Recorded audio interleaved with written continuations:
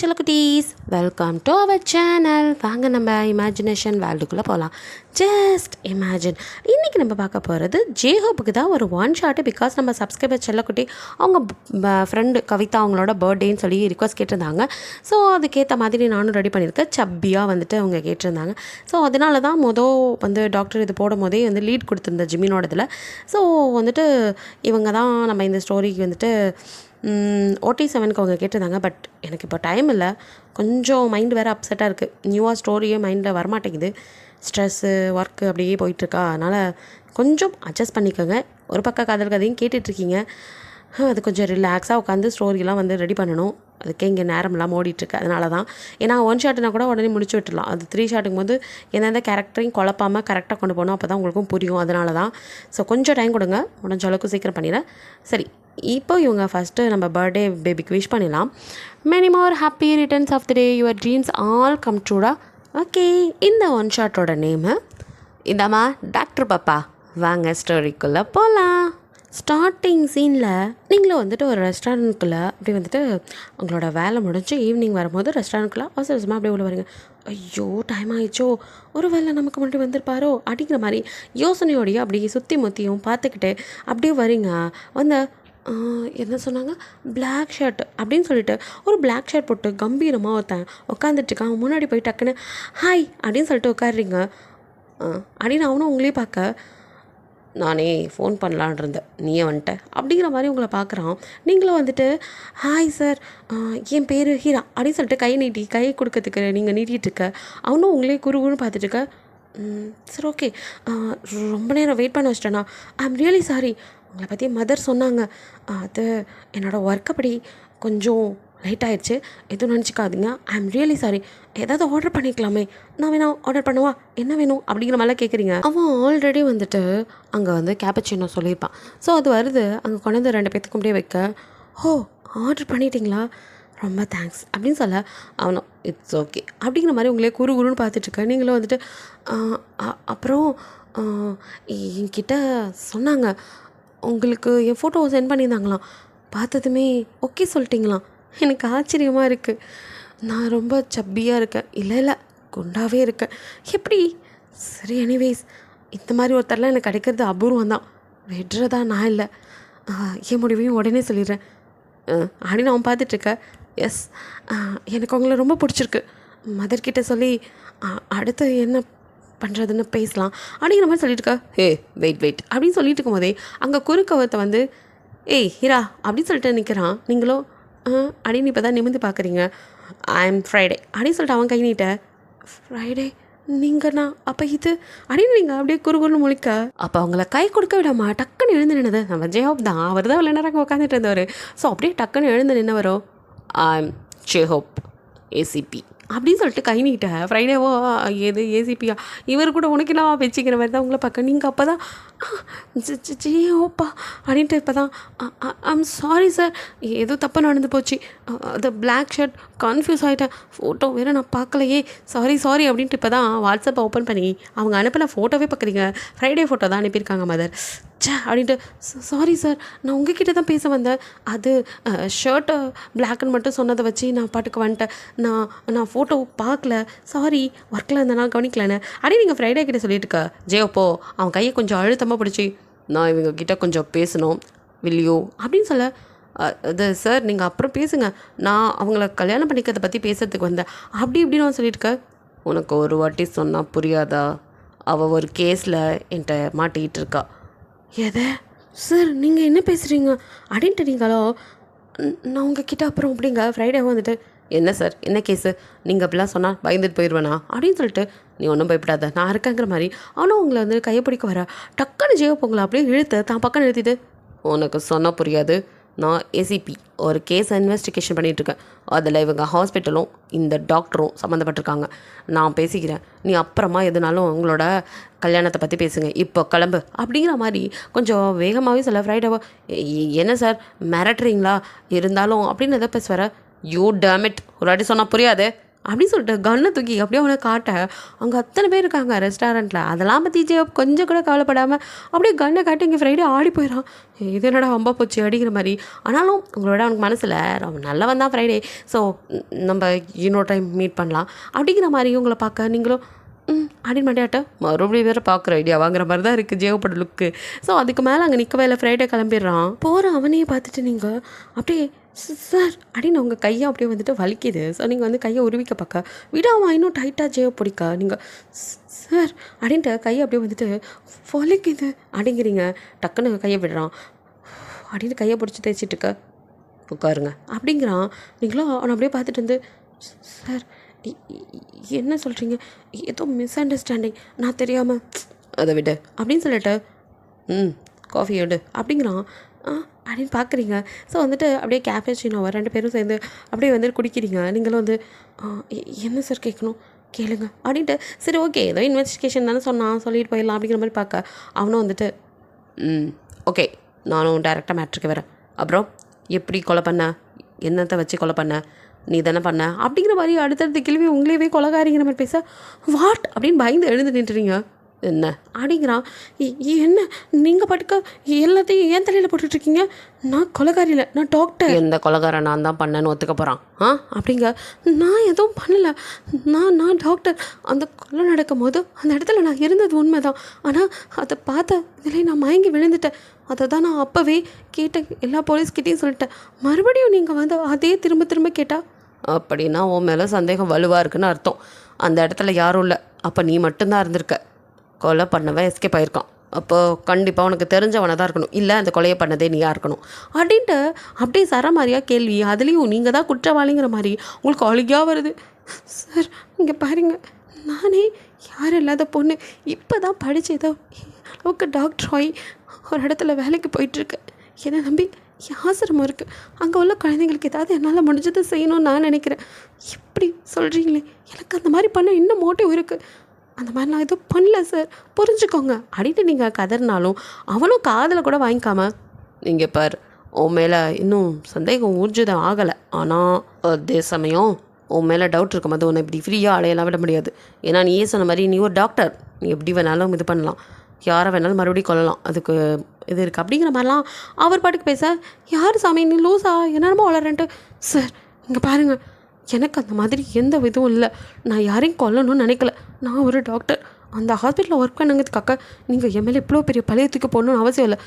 நீங்கள் சொன்னால் நான் பயந்துடணுமா, எனக்கும் லா தெரியும் அப்படின்னு சொல்லிட்டு அப்படியே வந்துட்டு கண்ணை தொடச்சிட்டு சந்தேகத்தின் பேரில் ஒருத்தங்கள அரெஸ்ட் பண்ண முடியும் தான். ஆனால் அதுக்குன்னு அந்த சந்தேகம் ஊர்ஜிதம் ஆகாத போது, நான் தான் கொலையாளின்னு தெரியாத போது நான் பண்ணேன்னு உங்களால் எதுவும் என்னை வந்து உள்ளத்துக்கு வச்சு பண்ண முடியாது, உங்களால் முடிஞ்சது பார்த்துக்கோங்க அப்படிங்கிற மாதிரி தனாவட்டாவே பேசிட்டு அங்கேருந்து அப்படியே வந்துட்டு உங்கள் ஹேண்ட்பேக் எடுத்துகிட்டு கிளம்பிடுறீங்க. போகிறவங்களே பார்த்துட்டு என்கிட்டே சவாலா இருடி, உன்னை எப்படி தூக்கணும்னு எனக்கு தெரியாது அப்படிங்கிற மாதிரி தான் அந்த மனுஷன் ஆசால்ட்டாக உட்காந்துருக்காரு.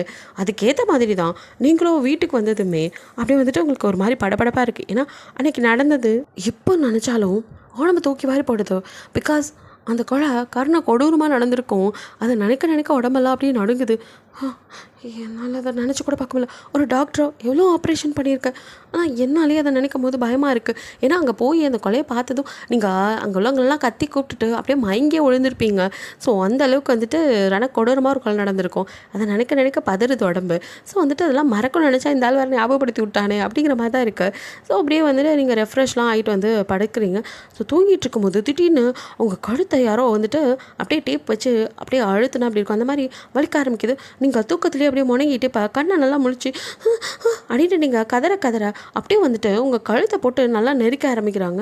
ஸோ நீங்களும் ஆனால் கண்ணா மொழியெல்லாம் பிதுங்கிருச்சு. அப்படியே வந்துட்டு கையை காலெலாம் ஆட்டிக்கிட்டு இன்னும் கொஞ்சம் அழுத்தி பிடிச்சானா உசுறு போயிடும். அந்த ஸ்டேஜில் இருக்கீங்க. கையை காலை உதறிட்டு நீங்களும் வந்துட்டு யாரும் காப்பாற்ற மாட்டாங்களான்னு தொண்டை வரல, ஏன்னா கழுத்தை தான் பிடிச்சிட்டானே அமுத்தி. ஸோ கதற முடியாமல் அப்படியே கத்திக்கிட்டு இருக்கு. பட் சத்தம் தான் வெளியே வரல. ஸோ நீங்கள் கையை காலை உதறிட்டு இருக்க டப்புன்னு அந்த கதவை உடச்சிக்கிட்டு யாரோ உள்ளே வர மாதிரி இருக்குது. ஸோ கதவை உடச்சிக்கிட்டு உள்ளே வந்த ஜெயோப்போ அப்படியே உங்கள் கிட்ட வர அந்த உங்களை கழுத்தை நினச்சிட்டு இருந்தவன் கரெக்டாக அவர் உள்ளே வரும்போது அவன் எஸ்கேப் ஆகுறான். அப்படியே வந்துட்டீங்க அப்படின்னு மூச்சு வாங்கிட்டு இருக்க ஓடி வந்தவனோ ஒரு நிமிஷம் உங்களை அப்படியே அள்ளி அணைச்சி அப்படியே ஒன்றும் இல்லை அப்படின்னு உங்களுக்கு வந்துட்டு கழுத்தில் கட்டியிருக்க அந்த இதெல்லாம் வந்துட்டு டேப்பெல்லாம் எடுத்து விட்டு அப்படியே வந்துட்டு உங்களை வந்துட்டு ஆஸ்வாசப்படுத்துறாரு. ஸோ அப்படியே முதுகெல்லாம் தடவி கொடுக்க அப்படின்னு நீங்கள் இரும ஆரம்பிக்கிறீங்க. தொண்டை அந்த அளவுக்கு இதாகிடுச்சு. ஸோ வந்துட்டு பயங்கரமாக வலிக்குது. இன்னும் கொஞ்சம் விட்டு தான் குரல் வேலை உடஞ்சிருக்கும், அந்த அளவுக்கு அழுத்தம். ஸோ வந்துட்டு நீங்கள் அப்படியே வந்துட்டு மூச்சு வாங்க அப்படியே ஹார்ட் பீட் ரைஸ் ஆகி ஒரு மாதிரி படப்படன்னு ஆயிடுச்சு. இங்கே ஜேபோவில் வந்து உங்களை தடவி கொடுத்து மட்டும் இல்லாமல் உங்களுக்கு தண்ணிலாம் எடுத்து கொடுத்து அதெல்லாம் குடிக்கவே முடியல, தொண்டை ரொம்ப வலிக்குது. அவரும் ஆசுவாசப்படுத்திட்டு கிளம்பு அப்படிங்கிறாரு. அப்படின்னு ஒன்றும் புரியாமல் நீங்கள் முழிக்க, இதுக்கு மேலே உனக்கு சேஃப்டி இல்லை, இங்கேருந்து கிளம்பு அப்படிங்கிறாரு. சார் ஏன்னா ஏன் மேடம்க்கு இப்போயே சாகணுங்கிற ஆசையா? அதெல்லாம் நான் பேச்சே வரமாட்டேங்குது, தொண்டை வலிக்குதில்ல, பேச முடியல. இங்கே பார், இந்த கேஸை நான் தான் இன்வெஸ்டிகேஷன் பண்ணிகிட்ருக்கேன். ஸோ எனக்கு எல்லாரும் ரொம்ப முக்கியம், எவிடன்ஸ் முக்கியமா. அப்போ தான் இந்த கேஸில் என்னால் ஜெயிக்க முடியும். இது எனக்கு ஒரு சவாலாக இருக்குது. யார் அந்த கொலையாளின்னு கண்டுபிடிக்கணும். ஏன் அது நீயா கூட இருக்கலாம். இந்த நிலமையில் உட்காந்துருக்கேன் அப்பயும் நம்ம மணிக்கிறேன் நீங்கள் பார்க்க. இங்கே பார், உங்ககிட்ட பேசி டைம் வேஸ்ட் பண்ண நான் விரும்பலை. இப்போது நீ என்னோட வந்து தான் ஆகணும், உனக்கு வேறு வழியே இல்லை. பார்த்தல எவனோ ஒருத்தன், ஏன் உன் கேங்க ஆளாக கூட இருக்கும், எங்கே நீ உண்மையை சொல்லிடுறோன்னு போட்டு தள்ள வந்திருக்கானுங்க. இதுக்கு மேலே உன்னை தனியாக விடுறது சேஃப் இல்லை, நீ என் கூட வந்து தான் ஆகணும் அப்படின்னு பிடிச்சி உனக்கு தேவையான திங்ஸை மட்டும் எடுத்துகிட்டு வான்னு அவங்கள வந்துட்டு போட்டு படாப்படுத்த யோன்னு இருக்குது. வேறு வழி இல்லை, அழுகையாக வருது. அழுதுட்டு அப்படியே வந்துட்டு நீங்கள் உங்கள் திங்ஸ் எல்லாம் கொஞ்சம் எடுத்துகிட்டு அவர் கூட அப்படியே வந்து நிற்க வா அப்படிங்கிற மாதிரி வந்து பைக்கில் ஏறிட்டு உங்களை அப்படியே திரும்பி பார்க்குறாரு. நீங்களும் அப்படியே பின்னாடி பார்த்துட்டே வந்து ஒரு வழியாக அப்படியே பைக்கில் ஏறிக்கா சரன்னு கலப்பின வரும். அவர் வீட்டுக்கு தான் கூட்டிகிட்டு வர வந்து பைக்கை நிறுத்தவும் நீங்கள் பின்னாடிலேருந்து அப்படியே இறங்கிட்டு அந்த வீட்டை பார்க்குறீங்க. அவ்வளோ பெரிய வீடு இங்கே அடிக்கிற மாதிரி நீங்கள் திருத்த முடிக்க, ஏன் மேடம்க்கு வீடு சின்னதாக இருக்கோ? அதெல்லாம் இல்லை அப்படிங்கிறீங்க. அப்புறம் என்ன வா அப்படின்னு கையை பிடிச்சி என்னமோ உரிமையாக கல்யாணம் பண்ணி கூட்டிகிட்டு வந்த பொண்டாட்டியை கூட்டிகிட்டு வர மாதிரி அந்த மனுஷன் உங்களை அப்படியே கையை பிடிச்சி கூட்டிகிட்டு வர. என்ன பண்ணுறீங்க அப்படின்னு கையை உருவ பார்க்க, ஏய் முழுன்னு இருக்குது, கை வேறு உருவிக்கிட்டு போகுது அப்படிங்கிற மாதிரி அவரோ பிடிக்க, எதை அப்படின்னு பார்க்குறீங்க. என்ன நீ ஜப்பியாக தானே இருக்கேன், தப்பாக ஒன்றும் சொல்லியே, உருவ கேலியோ அப்படிங்கிறீங்க. அதெல்லாம் இல்லை, கையை பிடிக்க முடியல, உன் கையெல்லாம் ரொம்ப குட்டி குட்டியாக இருக்குது அதான் அப்படிங்கிற மாதிரி சொல்லிட்டு, ஐ மீன் ஃபிங்கர்ஸ் எல்லாம் குட்டி குட்டியாக இருக்குது அப்படிங்கிற மாதிரி சொல்லிட்டு கையை வந்துட்டு அப்படியே பிடிச்சிக்கிறாரு. பிடிச்சி உள்ளே கூட்டிகிட்டு வந்து அவரும் அவங்க வீட்டில் எல்லோரும் வந்துட்டு தூங்கிட்டு இருக்காங்க. நைட்டில் தான் கூட்டிகிட்டு வந்திருக்காரு. ஸோ வந்துட்டு இந்த ரூமில் நீ இருந்துக்கோ. இது யார் வீடுன்னு தெரியல அப்படின்னு நீங்கள் பயப்பட, பாருடா ஏம்மா நீ தான் கொலைக்காரி, உன்னை நான் தைரியமாக கூட்டிகிட்டு வந்திருக்கேன் என் வீட்டுக்கு, நீ என்ன பார்த்து பயப்படுறியா? நான் போலீஸ்மா. போலீஸ் மூஞ்ச உங்கள் மனசில் இருக்கிறத படித்த மாதிரி, ஏன் மூஞ்ச பார்த்தா உனக்கு போலீஸ் மாதிரி தெரியலையா அப்படின்னு கேட்குறாரு. அப்படின்னு திடுக்குன்னு பயந்து போய் நகர்றீங்க. பார்த்து விழுந்து வாரிடாத அப்படின்னு உங்களை ஹிப்போட ஹோல்ட் பண்ணி வா அப்படின்னு அவர் பாட்டுக்கு அசால்ட்டாக கூட்டிகிட்டு வர. இல்லைண்ணா வரல அப்படின்னு நீங்கள் பயந்து பின்னாடி வாங்க. அவரோ வான்னு சொன்ன வர மாட்டியா, தூக்கிட்டு போகணுமா அப்படின்னு கிட்ட வர வர அப்படிங்கிறீங்க. அது இங்கே பாரு, இந்த கேஸ் முடிவுடைய நீ இங்கே தான் இருக்கணும். நான் விசாரித்து ஒரு வேளை நீ தான் கொலைக்காரின்னு தெரிஞ்சது மொவ்வல என்னோட இன்னொரு முகத்தை நீ பார்ப்ப அப்படின்னு கிட்ட வந்து அந்த மனுஷன் மிரட்டா பயந்து அலறி போயிருங்க. எது நான் இல்லை சார் ப்ளீஸ் என்னை விட்டுருங்களேன், இப்போ கூட இல்லை, நான் வேணா எங்கள் ஆசிரமத்துக்கு போயிடுறேன், அங்கே போய் இருந்துக்கிறேன், அங்கே கூட நீங்கள் வந்து எதை கேட்கணும்னு கேளுங்க, இங்கே வேணாம் அப்படின்னு சுற்றி முற்றி வீட்டை பார்த்துட்டு, ஏன்னா வீட்டில் யார் இருக்காங்களோ என்ன நினைப்பாங்களோ பயமாக இருக்குது. ஆனால் அவனோ அதெல்லாம் முடியாது, நீ இங்கே தான் இருக்கணும், என் கூட தான் இருக்கணும், என் வீட்டை விட சேஃபான பிளேஸ் உனக்கு இல்லை அப்படிங்கிற மாதிரி சொல்லிட்டு அந்த மனுஷன் அவர் ரூமுக்கு பக்கத்து ரூம்லேயும் உங்களை கொண்டு போய் இதுதான் ஒரு ரூம், இங்கே இருந்துக்கோ, யாராவது எதாவது கேட்டால் நான் பேசிக்கிறேன் புரிஞ்சதா அப்படின்னு கொஞ்சம் மிரட்டுற மாதிரியே சொல்ல அப்படிங்கிறீங்க. அதோட அப்படியே திரும்பிட்டு ஒரு நிமிஷம் போகிறாருன்னு நினச்சி கதவை சத்த பண்ணா டக்குன்னு திரும்புறாரு. அப்படின்னு நீங்கள் பயப்பட அப்படியே ஒரு உங்களை நோக்கி கிட்ட வர்றாரு. நீங்கள் அப்படியே ஒவ்வொரு ஸ்டெப்பாக பின்னாடி போங்க. அப்படியே செவுத்தில் மோதி நிற்கிறீங்க. கிட்ட வந்தவர், இங்கே பார், இங்கே இருக்கிற வரையும் நீ என் கஸ்டடியில் இருக்க மாதிரி தான், என் கண் பார்வையில் இருக்கணும், என்னை கேட்காம எதுவும் பண்ணக்கூடாது அப்படின்னு நிற்கிறீங்க. புரிஞ்சதா? டு யூ அண்டர்ஸ்டாண்ட் அப்படின்னு அவர் கத்த. அண்டர்ஸ்டாண்ட் சார் அப்படிங்கிறீங்க. அப்படின்னு சொல்லிட்டு முன்னாடி நடக்க நீங்கள் சார் சார் அப்படின்னு கூப்பிட்றீங்க. அப்படின்னு திரும்ப இல்லை இந்த ரெஸ்ட் ரூம் யூஸ் பண்ணுறதுக்கு போகலாமா இல்லை அதுக்கும் பர்மிஷன் கேட்கணுமா? நக்கலை பற்றி அவளுக்கு அப்படின்ட்டு அதுக்கு வந்து ரூமில் கெட்டு போறியா அப்படிங்க. அதே வேணாம் அப்படின்னு சொல்லிட்டு குடுன்னு நீங்கள் பேகை வச்சுட்டு பாத்ரூம்குள்ளே ஓடிடுறீங்க. அவரும் போகிறவங்களையே ஒரு லைட்டான ஒரு ஸ்மைலோட பார்த்தவரோ அடுத்த நிமிஷம் இவ கொலைகாரியா இல்லையானே தெரில, இவளை பார்த்தலாம் அப்படி மயங்கக்கூடாது அப்படிங்கிற மாதிரி தன்னை தானே கண்ட்ரோல் பண்ணிட்டு தன்னோட ரூமுக்கு போயிடுறாரு. உங்களுக்கும் புது இடம், தூக்கமும் வர மாட்டேங்குது, பயம் வேறு. ஐயோ எந்த நேரத்தில் ஏன் வருவான் என்ன பண்ணுவான்ட்டு. ஏன்னா இப்போ நடந்த சம்பவம் அப்படி கழுத்தெல்லாம் வலிக்குது. ஸோ உங்கள் ஃபஸ்ட் எய்ட் கிட்லாம் எடுத்துகிட்டு தான் வந்திருப்பீங்க, அதுலேருந்து நீங்களே உங்களுக்கு வந்துட்டு மெடிஷன்லாம் போட்டுக்கிறீங்க. ஸோ அப்போ கதவு தட்டுற சவுண்ட் கேட்குது. மறுபடியும் யாராவது வந்தால் நீ யார் என்னக்கிட்ட என்ன சொல்கிறது, யார் கதவு தட்டானே தெரியல, என்ன நடக்கும்னு பயம். ஸோ பயந்துகிட்டே போய் அப்படியே கதவு திறக்கா. அங்கே ஜெயோப் தான் நிற்கிறாரு. இந்த மனுஷனை அடின்னு இவ்வளோ நேரம் வந்துட்டு யூனிஃபார்மில் இருந்திருப்பார், இப்போ கேஷுவலாக வரவும் நீங்கள் அப்படியே ஒரே பார்க்குறீங்க. நான் செட் அடிச்சுக்கலையா அப்படின்னு கேட்க, இல்லையே அப்படிங்கிறீங்க. அப்படின்ட்டு அப்படியே வந்து அது நீ ஃபஸ்ட் எய்ட் எடுத்துகிட்டு வந்தியா தெரில அதான் அப்படின்ட்டு ஃபஸ்ட் எய்ட் பாக்ஸ் தன்னோடதை எடுத்து நீட்டேன். நீங்கள் இல்லை என்கிட்டயே இருக்குது, மறந்து போட்டேன் அப்படின்னு கழுத்தை காட்டுறீங்க. அப்படின்னு அவங்க கழுத்தை அப்படியே வந்துட்டு ஆராய்ச்சியாக பார்க்குறாரு. அவர் அவங்க கழுத்தை தொட்டு பார்க்கும்போது உங்களுக்கு அப்படியே கூசுது உடம்பெல்லாம். உங்களுக்கு தான் ஒரு மாதிரி இருக்குது, கூசுது நெளிகிறீங்க. பட் அந்த மனுஷனுக்கு அப்போல்லாம் எதுவும் இல்லை போல். ஒரு சர்வசாதாரணமாக தான் எல்லாத்தையும் எப்படி பார்ப்பாரு அதே மாதிரி தான் பார்த்துட்ருக்காரு. நீங்களும் நெளிஞ்சிட்டு என்ன புராணம் பிடிச்ச மேலே பட்ட மாதிரி நெளிஞ்சிட்டே இருக்க அப்படிங்கிறாரு. ஒன்றும் இல்லை, எந்த நேரத்தில் வந்து எந்த மாதிரி வேலை பார்த்துட்டு கேட்குற கேள்வி வைப்பார் அப்படிங்கிற மாதிரி தான் நீங்கள் மறைச்சி பார்க்க. நான் மறப்பு ஒன்றும் இல்லை. சாப்பிட்டியா? சரி, வேறு வேணுமா? சரி ஓகே, குட் நைட் அப்படின்னு சொல்லிட்டு அந்த மனுஷன் வெளியே போகும் தான் வா அப்படின்னு இருக்குது. ஸோ கதவை சாத்திட்டு இதுக்கப்புறம் யாரும் வரக்கூடாது கடவுளே அப்படின்னு சொல்லிட்டு ஒரு வழியாக படுக்கிறீங்க. ரொம்ப நேரத்துக்கு அப்புறம் கொஞ்சமாக தூக்கம் வருது. அப்படியே தூங்கி போக நெக்ஸ்ட் டே மார்னிங் அப்படியே அந்த மனுஷன் ரெஃப்ரெஷ் ஆகி வெளியில் வந்ததுமே உங்களை வந்துட்டு ஒருத்தையை கூட்டிகிட்டு வந்தமே அவளை வந்துட்டு பற்றி வீட்டில் உள்ளவங்கள்ட்ட சொல்லணும் அந்த இதெல்லாம் இல்லை. இந்த மனுஷன் பாட்டுக்கு கிளம்பி அவர் டியூட்டிக்கு போயிட்டார். நீங்களும் வந்துட்டு நைட்டே லேட்டாக தான் தூங்கியிருப்பீங்க. ஒரு வழியாக வந்துட்டு காலையில் ஒரு 8 மணி போல் எழுந்திருக்கிறீங்க. ஐயோ ஹாஸ்பிட்டல் போகணுமே அப்படின்ட்டு அடித்து பிடிச்சி போய் ரெஃப்ரெஷ்லாம் ஆக்கிட்டு வெளியில் வரீங்க. அந்த ரூமை விட்டு வெளியே வரவே ஒரு மாதிரி இருக்குது. தெரியாத இடம், புது வீடு, யார் என்ன சொல்லுவாங்களோன்னு கொஞ்சம் படபடப்பாகவும் இருக்குது. ஸோ ஒரு வழியாக எதுவாக இருந்தாலும் சமாளித்து தான் ஆகணும், அதான் அவர் இருப்பார்ல அவர் சொல்லிப்பார் அப்படிங்கிற மாதிரி அவங்களோட ட்ரெஸ்லாம் பண்ணிவிட்டு கோட்டை கையில் மாட்டிட்டு அப்படியே சத்தஸ்கோப்பை கழுத்தில் மாட்டிட்டு அப்படியே மெதுவாக வெளியில் எட்டி பார்க்குறீங்க. யாரையுமே காணோம் அந்த இடத்துல. ஸோ மெதுவாக கீழே இறங்கி இப்போ வந்தால் மொத்த குடும்பமும் டைனிங் ஹாலில் தான் இருக்குல்ல, சாப்பிட ரெடியாக இருக்காங்க. அதாவது ஜிமின் ஃபேமிலி தானே இதுவும். ஜிமினோட அம்மா அப்பா பெரியம்மா பெரியப்பா அப்புறம் தாத்தா பாட்டி அப்படின்ட்டு எல்லாம் உட்காந்துருக்காங்க. ஜிமின் கூட அங்கே தான் இருக்கார். ஸோ வந்துட்டு இது வந்து பாஸ்டில் நடந்தது, ப்ரெசென்ட்டில் தான் ஜிமின் கல்யாணம் இருக்கும். இது வந்து முன்னாடி நடந்த கதை தானே. ஸோ வந்துட்டு இவங்களோட தான் ஃபஸ்ட்டு கல்யாணம், அதுக்கப்புறம் தான் ஜிமினுக்கு ஆயிருக்கும். ஸோ அப்போ ஜிமினும் வந்துட்டு அங்கே தான் இருக்கார். ஜிமினோ யார் நீ அப்படிங்கிற மாதிரி தான் முதல் பார்க்குறாரு.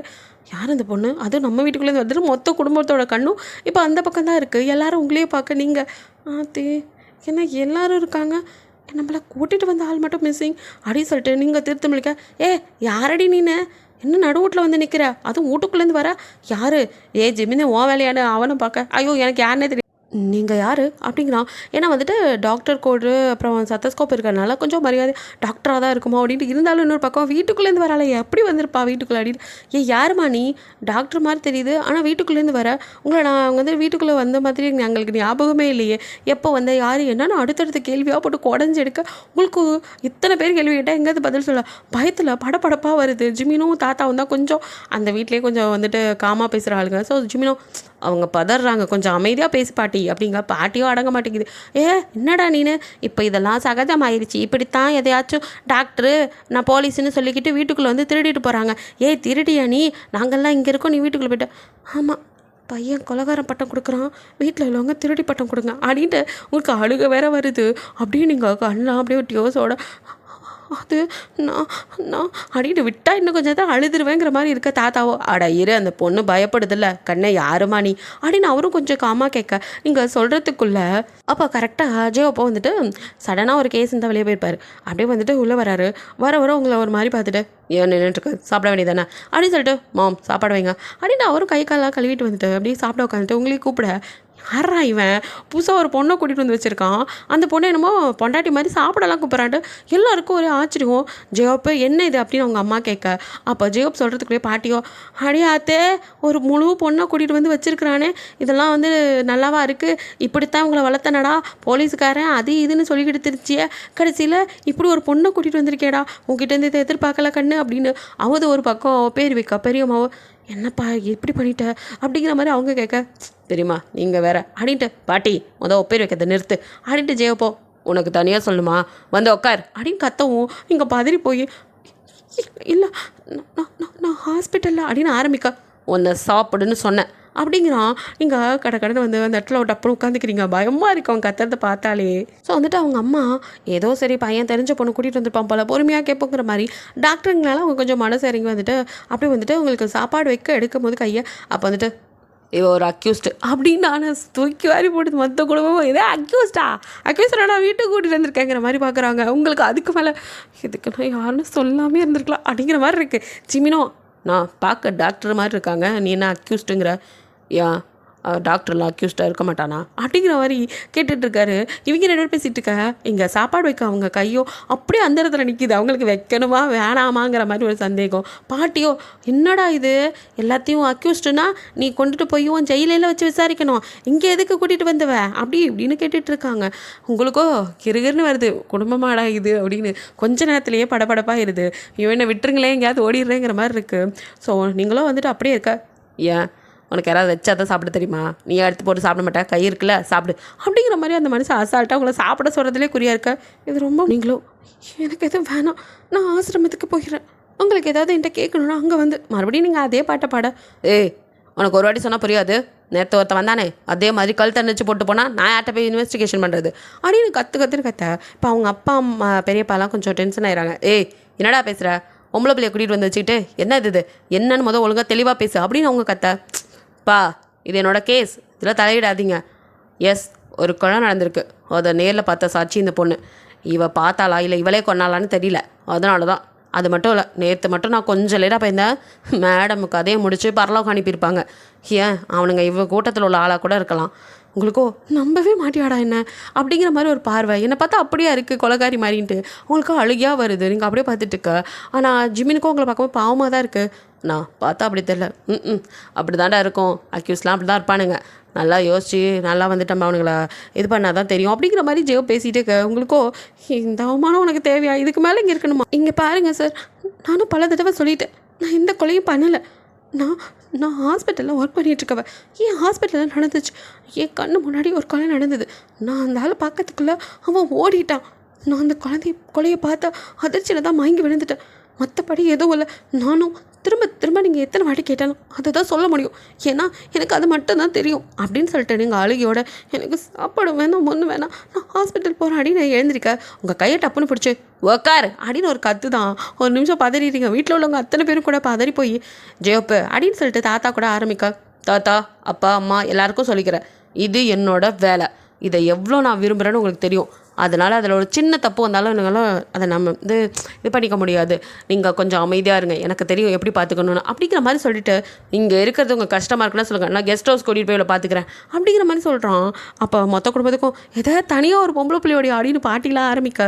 ஜெயப்போ பாட்டி அப்படின்னு முறைக்க. நீங்களோ அப்படியே வந்துட்டு இவனை எப்போ பார்த்ததுலேருந்து நமக்கு மட்டும் ஏன் இப்படியே நடந்துகிட்ருக்கு அப்படின்ட்டு அந்த கொலை நடந்ததுக்கு எனக்கு சம்மந்தம் இல்லை அப்படின்ட்டு நீங்கள் மறுபடியும் அழுகிற மாதிரி பேச. அப்புறம் ஒரு விஷயம், உன்னை எங்கேயும் போகக்கூடாதுன்னு சொன்னேன், இது என்ன கோர்ட்டும் கைமா வந்து நிற்கிற அப்படின்னு கேட்க. அது நான் ஹாஸ்பிட்டல் இங்கே பார், உன்னை இங்கே கூட்டிகிட்டு வந்து மாமியார் வீட்டில் வைக்கல அப்படின்னு பார்க்குறீங்க. கல்யாணம் பண்ணி என்னமோ பொண்ணை கூட்டிகிட்டு வந்து வச்சிருக்க மாதிரி என்னமோ உனக்கு பிடிச்சப்ப வேலைக்கு போகணுங்கிற கிளம்புற. உன்னை நான் கூட்டிகிட்டு வந்திருக்குது இன்வெஸ்டிகேஷன் பண்ண. எனக்கு எப்போல்லாம் தோணுதோ இந்த கேஸில் என்னென்ன க்ளூ கிடைக்குதோ அப்போல்லாம் வந்து உங்ககிட்ட கேள்வி கேட்பேன். அதுக்கு நீ எனக்கு ஒத்துழைக்கணும். நான் ஒன்றும் ஒத்துழைக்க மாட்டேன்னு சொல்லலையே, அதுக்காக வேலைக்கு போகிறேன்னு அப்படியே நீ எங்கே ஓடி போயிட்டினா எஸ்கேப் ஆகிட்டேன்னா நான் மறுபடியும் உன்னை தேடிட்டு அலையணுமா? ஆனால் உன்னால் என்கிட்ட தப்பிக்கலாம் முடியாது. அப்படி இது தப்பு கணக்கு போட்டுறாத, கண்டிப்பாக நீ எங்கே இருந்தாலும் தேடி வருவேன். ஆனால் அப்படி மட்டும் நீ ஓடி போய் கண்டுபிடிச்சேன், விளைவு பயங்கரமாக இருக்கும். அதுக்கு எதுக்கு அவ்வளோ ரிஸ்க் எடுத்துகிட்டு? நான் இந்த கேஸை முடிக்கிற வரையும் நீ இங்கே தான் இருக்கணும், எங்கேயும் போகக்கூடாது அப்படின்னு அவன் கராராக சொல்ல. உங்களுக்கு அழுகியாக ஒரு ஜிமினும் வந்துட்டு அவன் வேறு தலைவிடக்கூடாதுன்னு சொல்லிட்டானே, இருந்தாலும் கேட்க மனசு அது அண்ணா பார்த்தா அப்படி தெரில அப்படின்னு மறுபடியும் ஆரம்பிக்க. உன் வேலையை பார்த்துட்டு மட்டும் மூடிட்டு சாப்பிட்ற வேலையை பாரு அப்படிங்கிற மாதிரி ஜிமினை கட் பண்ணி விட்டுட்டு உங்களை அவர் பார்த்துட்டு, இங்கே பார் உனக்கு என்ன வேணுமோ எதை வேணாலும் வாங்கி சாப்பிட கேளு, எல்லாம் உனக்கு செஞ்சு தருவாங்க. என்ன இங்கே நீ வந்துட்டு உன் வீடு மாதிரி ஃபீல் பண்ணலாம், அப்படிலாம் நான் சொல்ல மாட்டேன். நீ ஜெயிலில் இருக்கிற வரைக்கும் இங்கே என் பாதுகாப்பில் இருக்க, அந்த மாதிரி மைண்டில் வச்சுக்கோ. சும்மா உன் இஷ்டத்துக்கு அங்கேயும் இங்கேயும் ஆடிட்டு இருந்த அவ்வளோதான். ஒரு ரூமை விட்டு நீ எப்போவும் வெளியே வரக்கூடாது, என்னை கேட்காம எதுவும் பண்ணக்கூடாது. எங்கேயாவது போகிற வரேன்னு தெரிஞ்சுது அவ்வளோதான். உன் ஃபோன் எங்கே கொடு அப்படின்னு அதையும் வாங்கிட்டு இந்த இதுலேருந்து எனக்கு எப்போ நீ யாருக்கு ஃபோன் பண்ணாலும் பேசினாலும் தெரிஞ்சுக்கணும். அதனால ஏன்ட்டே இருக்கட்டும், உனக்கு ஏதாவது தேவைன்னா உனக்கு என்ன தேவை இருக்க போகுது, அப்படி இருந்துச்சுன்னா இந்த வீட்டில் லேண்ட்லைன் ஃபோன் இருக்குது, அதை யூஸ் பண்ணிக்கோ. அப்படின்னு யூஸ் பண்ணும்போது யாராவது பக்கத்தில் இருக்கணும். பாட்டி அம்மா யாராவது இவ்வளோ கவனிச்சிக்கிட்டே இருங்க அப்படின்னு சொல்லிட்டு இப்போது உங்களுக்கு எப்படி இருக்குன்னா வீடுங்கிற சிறைச்சாலையில் கொண்டு வந்து நம்மளை வச்சுட்டாங்கிற மாதிரி இருக்குது. அவ்வளோதான் ஜெயோப்போ சொல்ல வேண்டியதெல்லாம் முடிஞ்சிருச்சு அப்படிங்கிற மாதிரி உங்கள் ஃபோனையும் சேர்த்து வாங்கிட்டு சாப்பிட்ட வரோம். அப்போ நான் கிளம்புறேன் அப்படிங்கிற மாதிரி டியூட்டிக்கு கிளம்பி போங்க. உங்களுக்கு தான் புஷ்ஷுன்னு ஆயிடுது.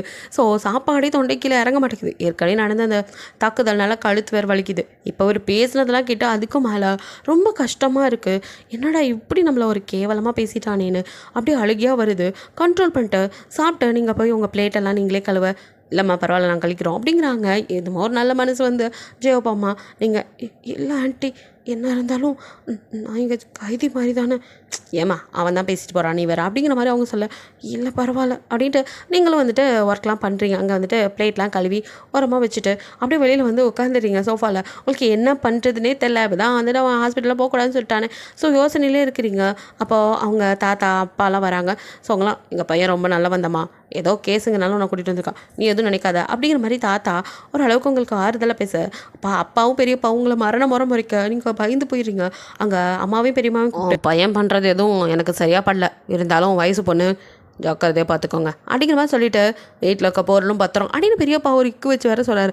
அவரும் திருடிங்கிற ரேஞ்சுக்கு பேச அவங்களுக்கு அதெல்லாம் புரியாமையாக இருக்கும். அழுகியாக வருது. ஜிமினோ பெரியப்பா என்ன பேசுகிறீங்க, டாக்டர் அவங்க இப்பெல்லாம் சொல்லாதீங்க அப்படிங்கிற மாதிரி சொல்ல, ஆமாம் பொல்லாது டாக்டர் அப்படின்ட்டு அவர் போயிடுறாரு. ஸோ மொத்த குடும்பம் நீங்களும் வந்துட்டு உங்களுக்கு இதுக்கு மேலே அங்கே உட்காரவே முடியல. சரி ரூம்க்கே போயிடலான்னு எழுந்திரிச்சா பாட்டியோ, என்ன பொண்ணை எங்கே போகிற அப்படின்னு கேட்குது.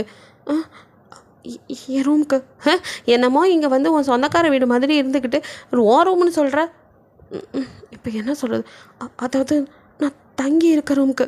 இந்தம்மா குண்டுப்பில் அதெல்லாம் போய் இருந்துக்கிறதெல்லாம் சரித்தேன், ஆனால் ஒழுங்காக 10 வருஷம் இருந்துக்கணும். ஆம்பளை பிள்ளைங்க இருக்கிற வீடு ஏன்னா தானோன்னெல்லாம் தெரியக்கூடாது, புரிஞ்சதா அப்படின்னு கேட்குறாங்க. சரி அப்படிங்கிறீங்க. அப்புறம் எங்கள் ரூமில் இருக்க பொருளெல்லாம் பத்திரம் அப்படிங்குது. உங்களுக்கோ ஐயோடான் இருக்கு. ஆமாம் அந்த ரூமில் இருக்க அந்த இதெல்லாம் தூக்கி தலையில் வச்சுட்டு ஓட போகிறேன். இரு குண்டுப்பிள்ளை நான் கூடயே வரேன். இந்த குண்டுப்பிள்ளைங்கிற வேடையை யாரையாவது காயப்படுத்துனா ஐ எம் ரியலி சாரி, நானே வந்து சபியாக தான் இருப்பேன். ஸோ இது வந்து இந்த கதைக்கு தேவை அப்படிங்கிறதுக்காக வைக்கிறேன். ஏன்னா உங்களை எந்த அளவுக்கு அந்த வீட்டில் நோகடிக்கிறாங்க அப்படிங்கிறதுக்காக மட்டும்தான். மற்றபடி யாரையும் வந்துட்டு குத்தி காட்டணும்லாம் கிடையாது. நிறைய இடத்துல வந்துட்டு என்னையெல்லாம் வந்து ஓப்பனாக சொல்லலாம், எங்கள் அண்ணன்லாம் இன்னுமே வந்துட்டு மூட்டை அப்படின்னு தான் கூப்பிடுவாங்க. ஸோ பர்சனலாக எடுத்துக்கிட்டோம்னா தான் அது வலிக்கும். ஜாலியாக நம்மளும் கூப்பிடுவோம்ல அந்த மாதிரி கிண்டலாக எடுத்துக்கிட்டால் ஒன்றும் இல்லை. நான் வந்துட்டு இந்த ஸ்டோரிக்கு தேவைன்னு மட்டும் தான் வைக்கிறேன், ரொம்பலாம் சொல்ல மாட்டேன் ஒரு சில இடங்களில். ஸோ யாரையாவது புண்படுத்துகிற மாதிரி தான் ஐம் ரியலி சாரிடா அதையும் சொல்லிடுறேன். நான் யார் மனசும் கஷ்டப்படுத்தக்கூடாதுன்னு தான் எப்போவுமே நினைப்பேன். ஓகே அப்புறம் வந்துட்டு அவங்க அப்படி கூப்பிடவும் நீங்கள் வந்துட்டு என்ன அப்படிங்கிற மாதிரி பார்க்குறீங்க. இருந்தாலும் எனக்கு தனியாக விட மனசு இல்லை, நானும் வரேன் அப்படின்ட்டு அந்த கிளவி உங்களை 24 மணி நேரமும் மானிட்டர் பண்ணுற மாதிரி கூடயே சுற்றுது. பாத்ரூம் போனால் கூட எங்கே போகிற அப்படின்னு கேட்குது. பாத்ரூம் யூஸ் பண்ண போகிறேன் அப்படின்ட்டு இதுக்கு ஜெயிலே பரவாயில்ல போலடா, இந்த கிளவி என்னை படுத்துகிறாளேன்னு இருக்கு உங்களுக்கு. அப்புறம் என்ன போன ஜிமின் பாட்டிலே பார்த்துருப்பீங்க இந்த கிளவியோட வாய் எவ்வளோ பெருசுன்னு. சும்மாவாக இருக்கும், தொணன்னு உங்கள் காதுலேருந்து ஜவ்வு கிழிஞ்சு ரத்தம் வர அளவுக்கு கேள்வியாக கேட்டு சாவடிக்குது. ஆமாம் நீ யார் வீட்டு பிள்ளை, உங்கள் அப்பா பேர் என்ன, உங்கள் அம்மா பேர் என்ன, நீ ஒரே பிள்ளையா, ஏன் இப்படி இருக்க, கொஞ்சமாக சாப்பிட்டா என்ன.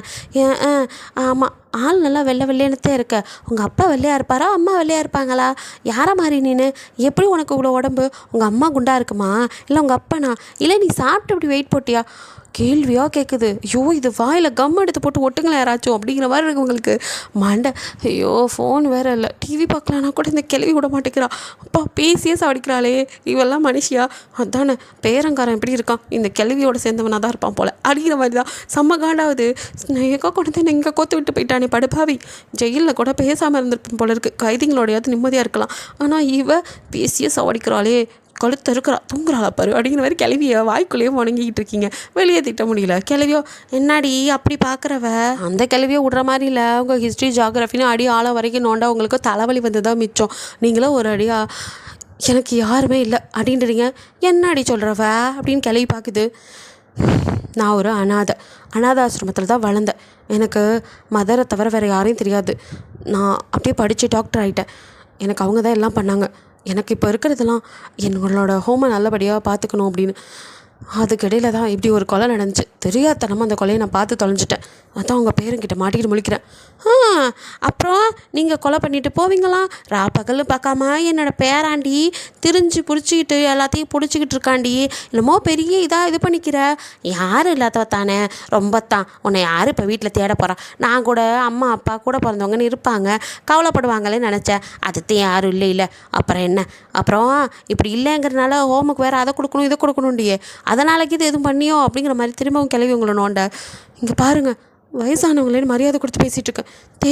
தேவையில்லாததை பேசாதீங்க. நீங்கள் அப்படி சொன்னதும் கிளைக்கு சுருன்னு கோவம் வந்து டப்புன்னு உங்களை கணத்தில் அரைஞ்சிடுது. உங்களுக்கும் ஒரு மாதிரி ஆகிடுது.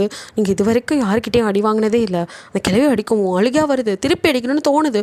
பட் வயசில் பெரியவங்களாக போயிட்டாங்களேன்ட்டு அடிக்க முடியல. அப்படியே கையை இறுக்கி பிடிச்சிட்டு நிற்கிறீங்க. காலிலேருந்து டியர்ஸ் வந்திருக்கு. என்னடி ரொம்ப பேசுகிறவ? யாருமே இல்லைன்னு தானே கேட்டேன். இப்போ என்ன? ரொம்பத்தான். இல்லாதது பொல்லாத ஒன்றும் சொல்லலையே. என் பேராண்டியே நீ திருடியோ இல்லை கொலகாரியோன்னு நினச்சி தானே கொண்டாந்து வச்சுருக்கேன். போடி போக்கத்தவ பேச வந்துட்டா அப்படின்னு சொல்லிட்டு ஒரு மாதிரி பேசுது கிளவி. அது கத்துனது கீழே எல்லாம் ஓடி வர, நீங்கள் கண்ணத்தில் கை வச்சுருக்கதை பார்த்தவங்களோ ஐயோ என்னத்த பண்ணீங்க அப்படின்ட்டு மருமகளுங்க ரெண்டு பேரும் என்னடி என்ன ஏதுன்னு அவளை பற்றி விசாரித்தேன்.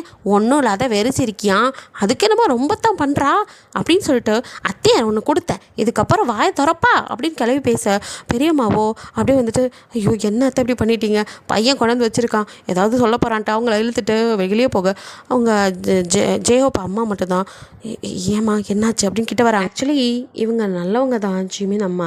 ஸோ வந்துட்டு அவங்க ஏன் மாறினாங்கன்னு போக தெரிஞ்சுக்குவீங்க. அவங்க வந்துட்டு அக்கறையா என்னம்மா அப்படின்னு பார்க்குறாங்க.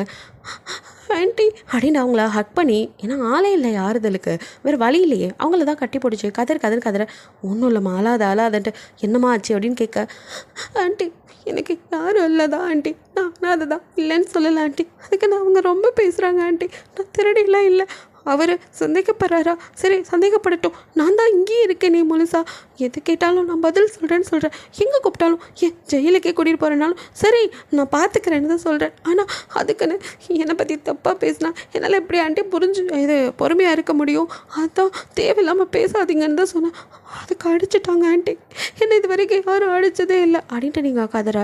சரிம்மா சரி, அவங்க அப்படி தான், கொஞ்சம் பொறுத்து போமா அப்படின்னு சொல்லிட்டு நான் பையன் வந்தால் சொல்கிறேன் அப்படின்னு சொல்லிட்டு அவங்கள ஆறுதல் படுத்துகிறாங்க. ஸோ அதுக்கப்புறம் அவங்கள பார்த்து கொஞ்சம் கவனிச்சுக்கவும் செய்கிறாங்க. அத்தோட விடலை, அவங்களுக்கும் கிளவிக்கும் ஆகுறது இல்லை அப்படிங்கிறதுனால அவங்க கிளவிட்டேருந்து உங்களை வந்து பாதுகாக்க ஆரம்பிக்கா. கிளவிக்கு அது புரியாமல் ஒன்றும் இல்லை, என்னடி அந்த பிள்ளைக்கு சப்போர்ட் பண்ணிட்டு திடீரவ, இங்கே பாரு நாளை பின்ன எதையாவது தூக்கிட்டு ஓடினா உன்னே தான் கேட்பேன் அப்படிங்கிற மாதிரி சொல்கிறாங்க. சும்மா இருங்க அத்தை, ஒரு அளவு தான், அந்த பொண்ணு டாக்டர், அவையே திருட போகிறா அப்படிங்கிற. ஆனால் எங்கள் அப்பா டாக்டர்னா விழுந்துட்டியோ, உனக்கு தான் டாக்டர்னால் ரொம்ப பிடிக்குமே, அத்தை மவனை உளுந்து படிக்க வச்ச, அதான் உன் மவன் டாக்டராக இருக்கானே, பின்ன என்னத்துக்கு அவ பின்னாடி அலையிறவ அப்படி இப்படின்னு பேச. என்ன இருந்தாலும் பொம்பளை பிள்ளை. ஓ இப்போ அதுவே சரி புரிஞ்சு பொம்பளை பிள்ளை இல்லை, அதனால் இவளை பொம்பளை பிள்ளையா நினைக்கிறியோ, உன் நினப்பில் தீய வைக்க போடி அங்கிட்டு, அவளையே கொலகாரின்னு சொல்லி பேரன் கொண்டு வந்து வச்சுருக்கான் அப்படின்னு கிளவியோ திரும்ப ஆரம்பிக்குது. நீங்களோ ஆண்டி விடுங்க, அவங்க கேரக்டர் நான் புரிஞ்சுக்கிட்டேன், இனி நானும் அவங்கக்கிட்ட எதுவும் பேச மாட்டேன் அப்படின்னு சொல்லிட்டு நீங்கள் அவாய்ட் பண்ணிக்கிறீங்க. ஸோ வந்துட்டு உங்களுக்கு போர் அடிக்கிறனால தோட்டத்து வேலை, அப்புறம் நீங்கள் வந்துட்டு ஆண்டி பரவாயில்ல நானும் உங்களுக்கு வேலை செஞ்சு தரேன் அப்படின்னு வாங்கி அவங்க கூட சேர்ந்து வேலையும் செய்ய ஆரம்பிக்க. கிளவியும் வந்து பார்க்குது. அப்புறம் வந்துட்டு அதுக்கு கோவம் வருது, இவன் என்ன இந்த வீட்டுக்கு சொந்தக்காரி மாதிரி ஒரே வீட்டுக்குள்ளேயே வளாத்திட்டு கிடக்கிறா, கூட மாட நின்று உங்களுக்கு வேலையெல்லாம் பார்க்குறா, இதெல்லாம் சரியில்லையே அப்படின்னு சொல்லிட்டு, இந்தாம்மா குண்டுப்புல உன்னை என்ன சொல்லியிருக்குது, உன்னால் எதுவும் பண்ணக்கூடாது, உன்னை ஒரு பக்கம் உட்கார சொல்லியிருக்கான்ல, நீ எதுக்கு இப்படி வந்து இது பண்ணுற அப்படி இப்படின்னு கிளவி ஆரம்பிக்க. இங்கே பாருங்கள், நான் ஒரு டாக்டர், என்னால் சும்மாலாம் இருக்க முடியாது, ஹாஸ்பிட்டலுக்கு தான் போவேனாங்கிறாங்க, அட்லீஸ்ட் எங்கேயாச்சும் ஏதாவது வேலை பார்க்குறேனே, நான் ஒன்றும் உங்கள் கண் மறைவில் எதுவும் பண்ணல, உங்கள் முன்னாடி தானே பண்ணுறேன், அது மட்டும் இல்லை இங்கே சும்மாலாம் என்னால் சாப்பிட முடியாது, ஏதோ என்னால் முடிஞ்ச வேலையை பார்த்து கொடுத்து நான் சாப்பிட்றேன், அப்போ தான் எனக்கு நிம்மதியாக இருக்கும், ப்ளீஸ் பாட்டி அப்படின்ட்டு கொஞ்சம் கெஞ்சுற மாதிரி நீங்கள் இறங்கி போய் பேச. அதுவும் சரித்தேன், ஆமாம் சும்மாவே எம்பிட்டு நாளைக்கு தான் உட்காந்து திம்ப, நானும் அதான் நினச்சேன், நாங்கள் சம்பாதிக்கிறதுக்கு உனக்கு சோறு போட்டே பத்தாது போல் அப்படி இப்படின்னு கிளவி கொஞ்சம் பேச. அத்தை அப்படின்னு சொல்லிட்டு ஜெயப்பம்மா கத்தை, இவ ஒருத்தி, அவளை ஏதாவது சொன்னால் வந்துருவாளே வரைஞ்சி கட்டிக்கிட்டு, சோறு போட்டு காணாதுன்னு சொன்னேன், இதில் என்னடி தப்பு வந்துச்சு, பாத்தியில் அவளை அப்படிங்கிற மாதிரி சொல்கிறாங்க.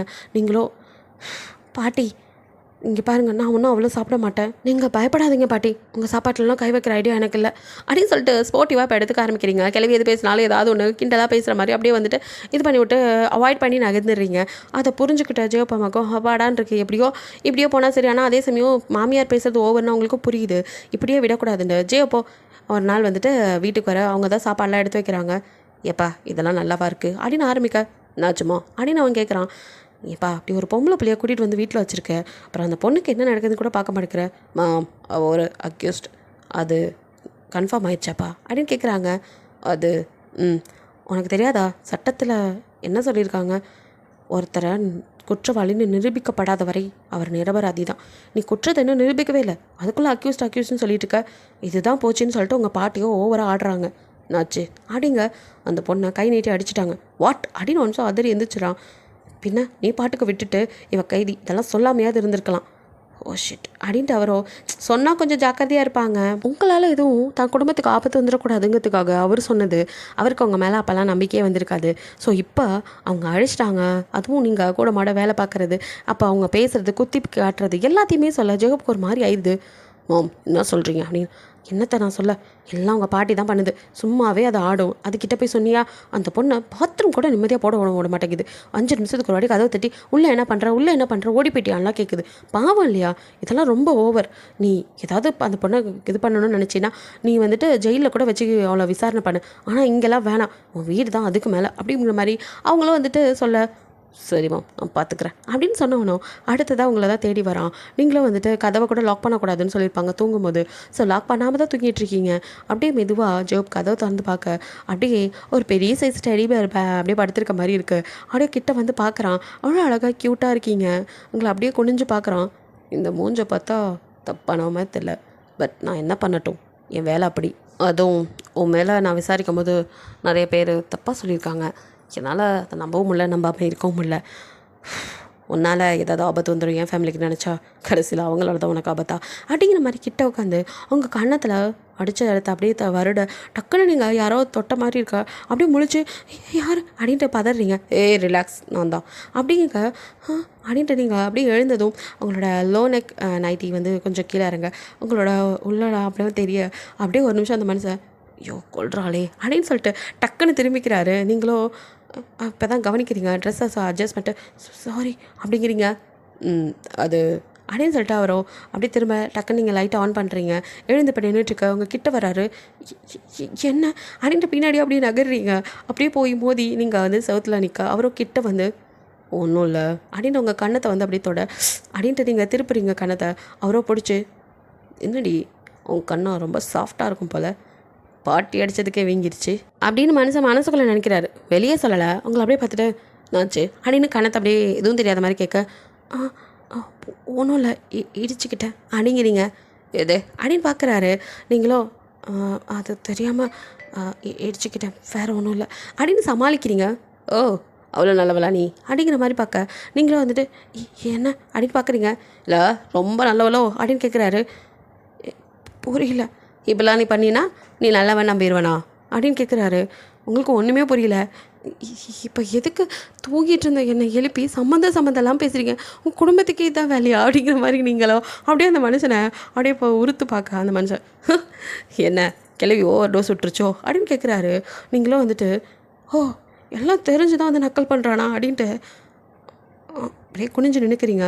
நான் பேச்சை காணோம், அவங்க சொல்கிறது உண்மை தானே, என்ன மாதிரி ஒரு பொண்ணுலாம் வந்தால் யாரால் தான் நம்ப முடியும், எனக்கும் கேட்க தான் யாரும் இல்லையே, எனக்கும் குடும்பம் அப்பா அம்மா யாராவது இருந்திருந்தா ஏதோ பண்ணலைன்னு சொல்லியிருப்பாங்க, அட்லீஸ்ட் என்னை பாதுகாத்தாவது இருந்திருப்பாங்க, எனக்கு இருந்தால் யாரும் இல்லையே, கேட்க ஆள் இல்லைன்னா இப்படி தான்.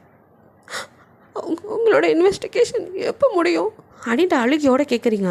அவருக்கும் ஒரு மாதிரி ஆயிடுது நீங்கள் கேட்டதெல்லாம் பார்த்துட்டு. டக்குன்னு தலையை கொதிட்டு சீக்கிரமே முடிக்கிறேன், நீ படுத்து ரெஸ்டட் அப்படின்னு சொல்லிட்டு டக்குன்னு வெளியே போயிடுறாரு. அவருக்கு அவ்வளோ கோவம் வருது. யார் மேலே எதுக்கு எதுவுமே தெரியல, மனுஷனுக்கு கோவம் மட்டும் வருது. ஸோ ரூமில் போயிட்டாமான்னு கதவை சாத்தி படுத்துக்கிறாரு. சீக்கிரம் இந்த கேஸை முடிக்கணும் அப்படிங்கிற மாதிரி நினச்சிக்கிறாரு. நெக்ஸ்ட் டே மார்னிங் நீங்களும் வந்துட்டு எப்பவும் போல் இங்கே என்ன உங்களுக்கு சும்மா பெருசாக ஒரு வேலையும் இருக்காது, வேலை பார்க்குறவங்க கூட போய் நின்றுட்டு சமைக்கிறதுக்கு ஹெல்ப் பண்ணுவீங்க. இதுதான் வேலையை அங்கே இருக்கனால எரிச்சலாக வருது.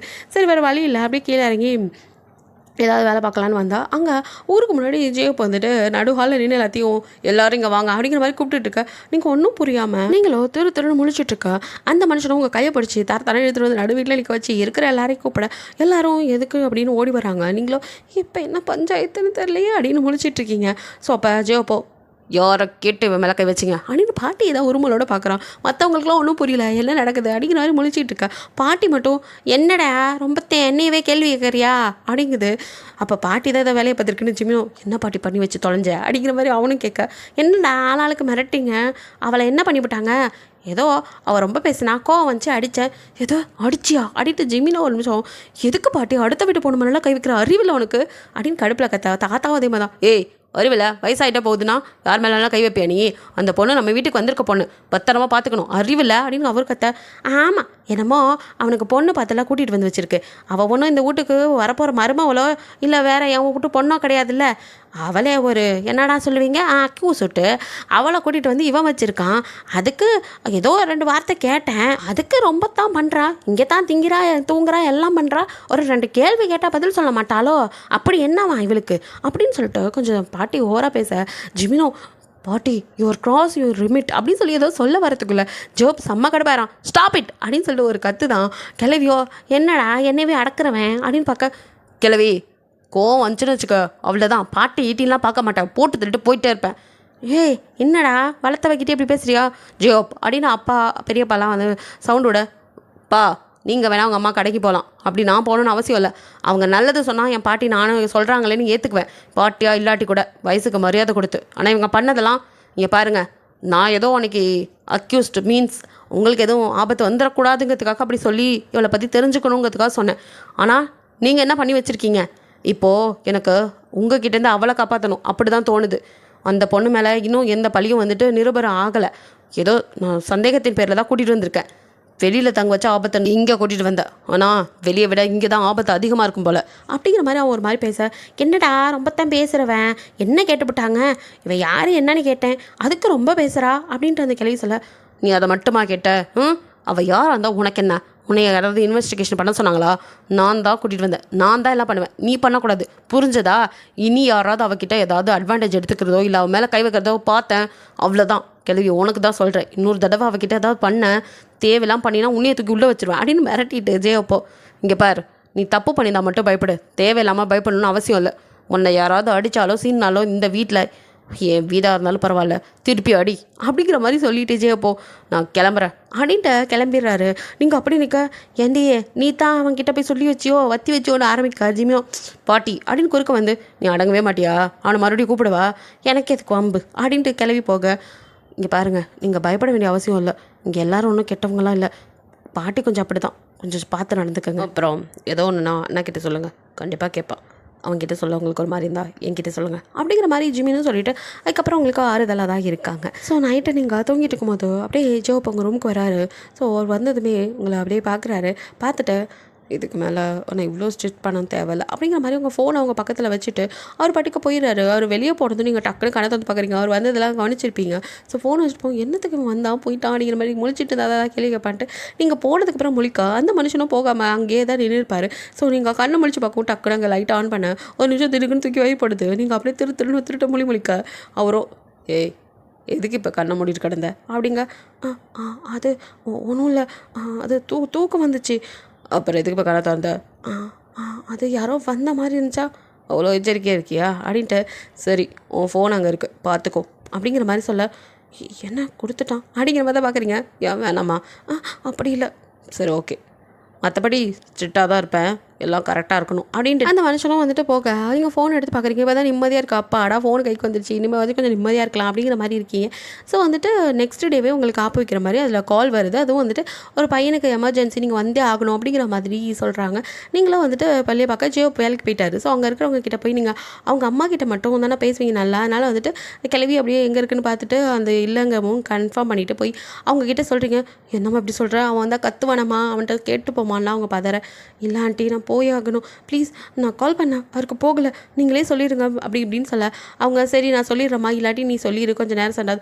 சரி ஆண்டி அப்படின்னு சொல்லிட்டு நீங்கள் வீட்டிலேருந்து கிளம்பி ஹாஸ்பிட்டல் போயிட்டுருக்க வழியில் அப்படியே வந்துட்டு உங்களை பிளாக் பண்ணுற மாதிரி ஒரு பைக் வந்து நிற்க ஒரு நிமிஷம் தடனா தூக்கி பாடி போடுது. பார்த்தா நம்ம ஆள் தான். ஏய் எங்கடி போயிட்டுருக்கா அப்படின்னு கேட்க ஒரு நிமிஷம் பதறிடுறீங்க. ஏன் ஒருத்தவன் நம்ம பொண்டாட்டிக்கு அப்புறமா டீ போட்டுட்டு ஹாஸ்பிட்டலுக்கு அப்படிங்கிறீங்க. போய் சொல்லிட்டு டேன்ட்டு எஸ்கேப் ஆகலான்னு பார்க்குறியா? அதெல்லாம் ஒன்றும் இல்லை. அப்போ நான் ஏண்டி சொல்லாமல் போனேன், நான் கால் பண்ணேன் நீங்கள் தான் எடுக்கலை அப்படிங்கிறீங்க. சொல்லாமல் ஓடிடுவியா? நான் ஒன்றும் ஓடலை, உங்கள் எமர்ஜென்சி ஒரு பையனுக்கு முடியல அதான் அப்படின்னு சொல்லிடுறீங்க. சரி அப்போ வண்டியில் ஏறு. இல்லை வேணாம் நான் ஆட்டோவில். வண்டியில் ஏறுன்னு சொன்னேன் அப்படின்னு மறைக்கா ஏறி உட்காந்துருங்க படுத்துறேன் ஆடிட்டு. ஸோ நீங்கள் உள்ளே போக பின்னாடியே வராரு. நான் ஆப்ரேஷன் முடிச்சுட்டு சொல்கிறேன். நல்லா நம்ப முடியாது.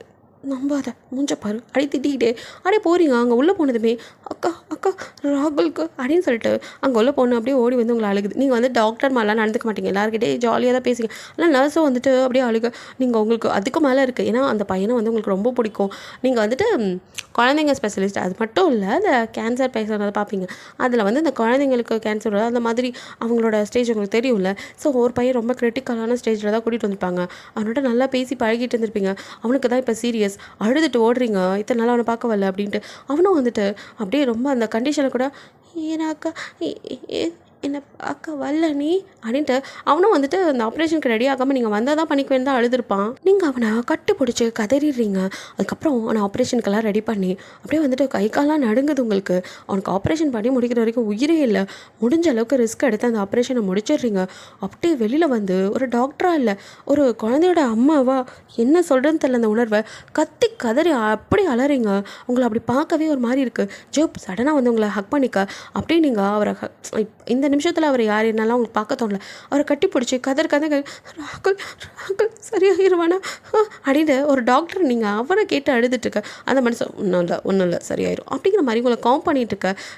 இப்போ தான் வந்துட்டு கொஞ்சம் உணர்ந்து கொஞ்சம் அழுக நின்னதும் அவர் விட்டு டக்குன்னு விலக அவரோ பரவாயில்ல அப்படின்ட்டு உங்களை அப்படியே வந்துட்டு காம் பண்ணிவிட்டு உங்களுக்கு காஃபி வேறு வாங்கிட்டு வந்து கொடுக்க.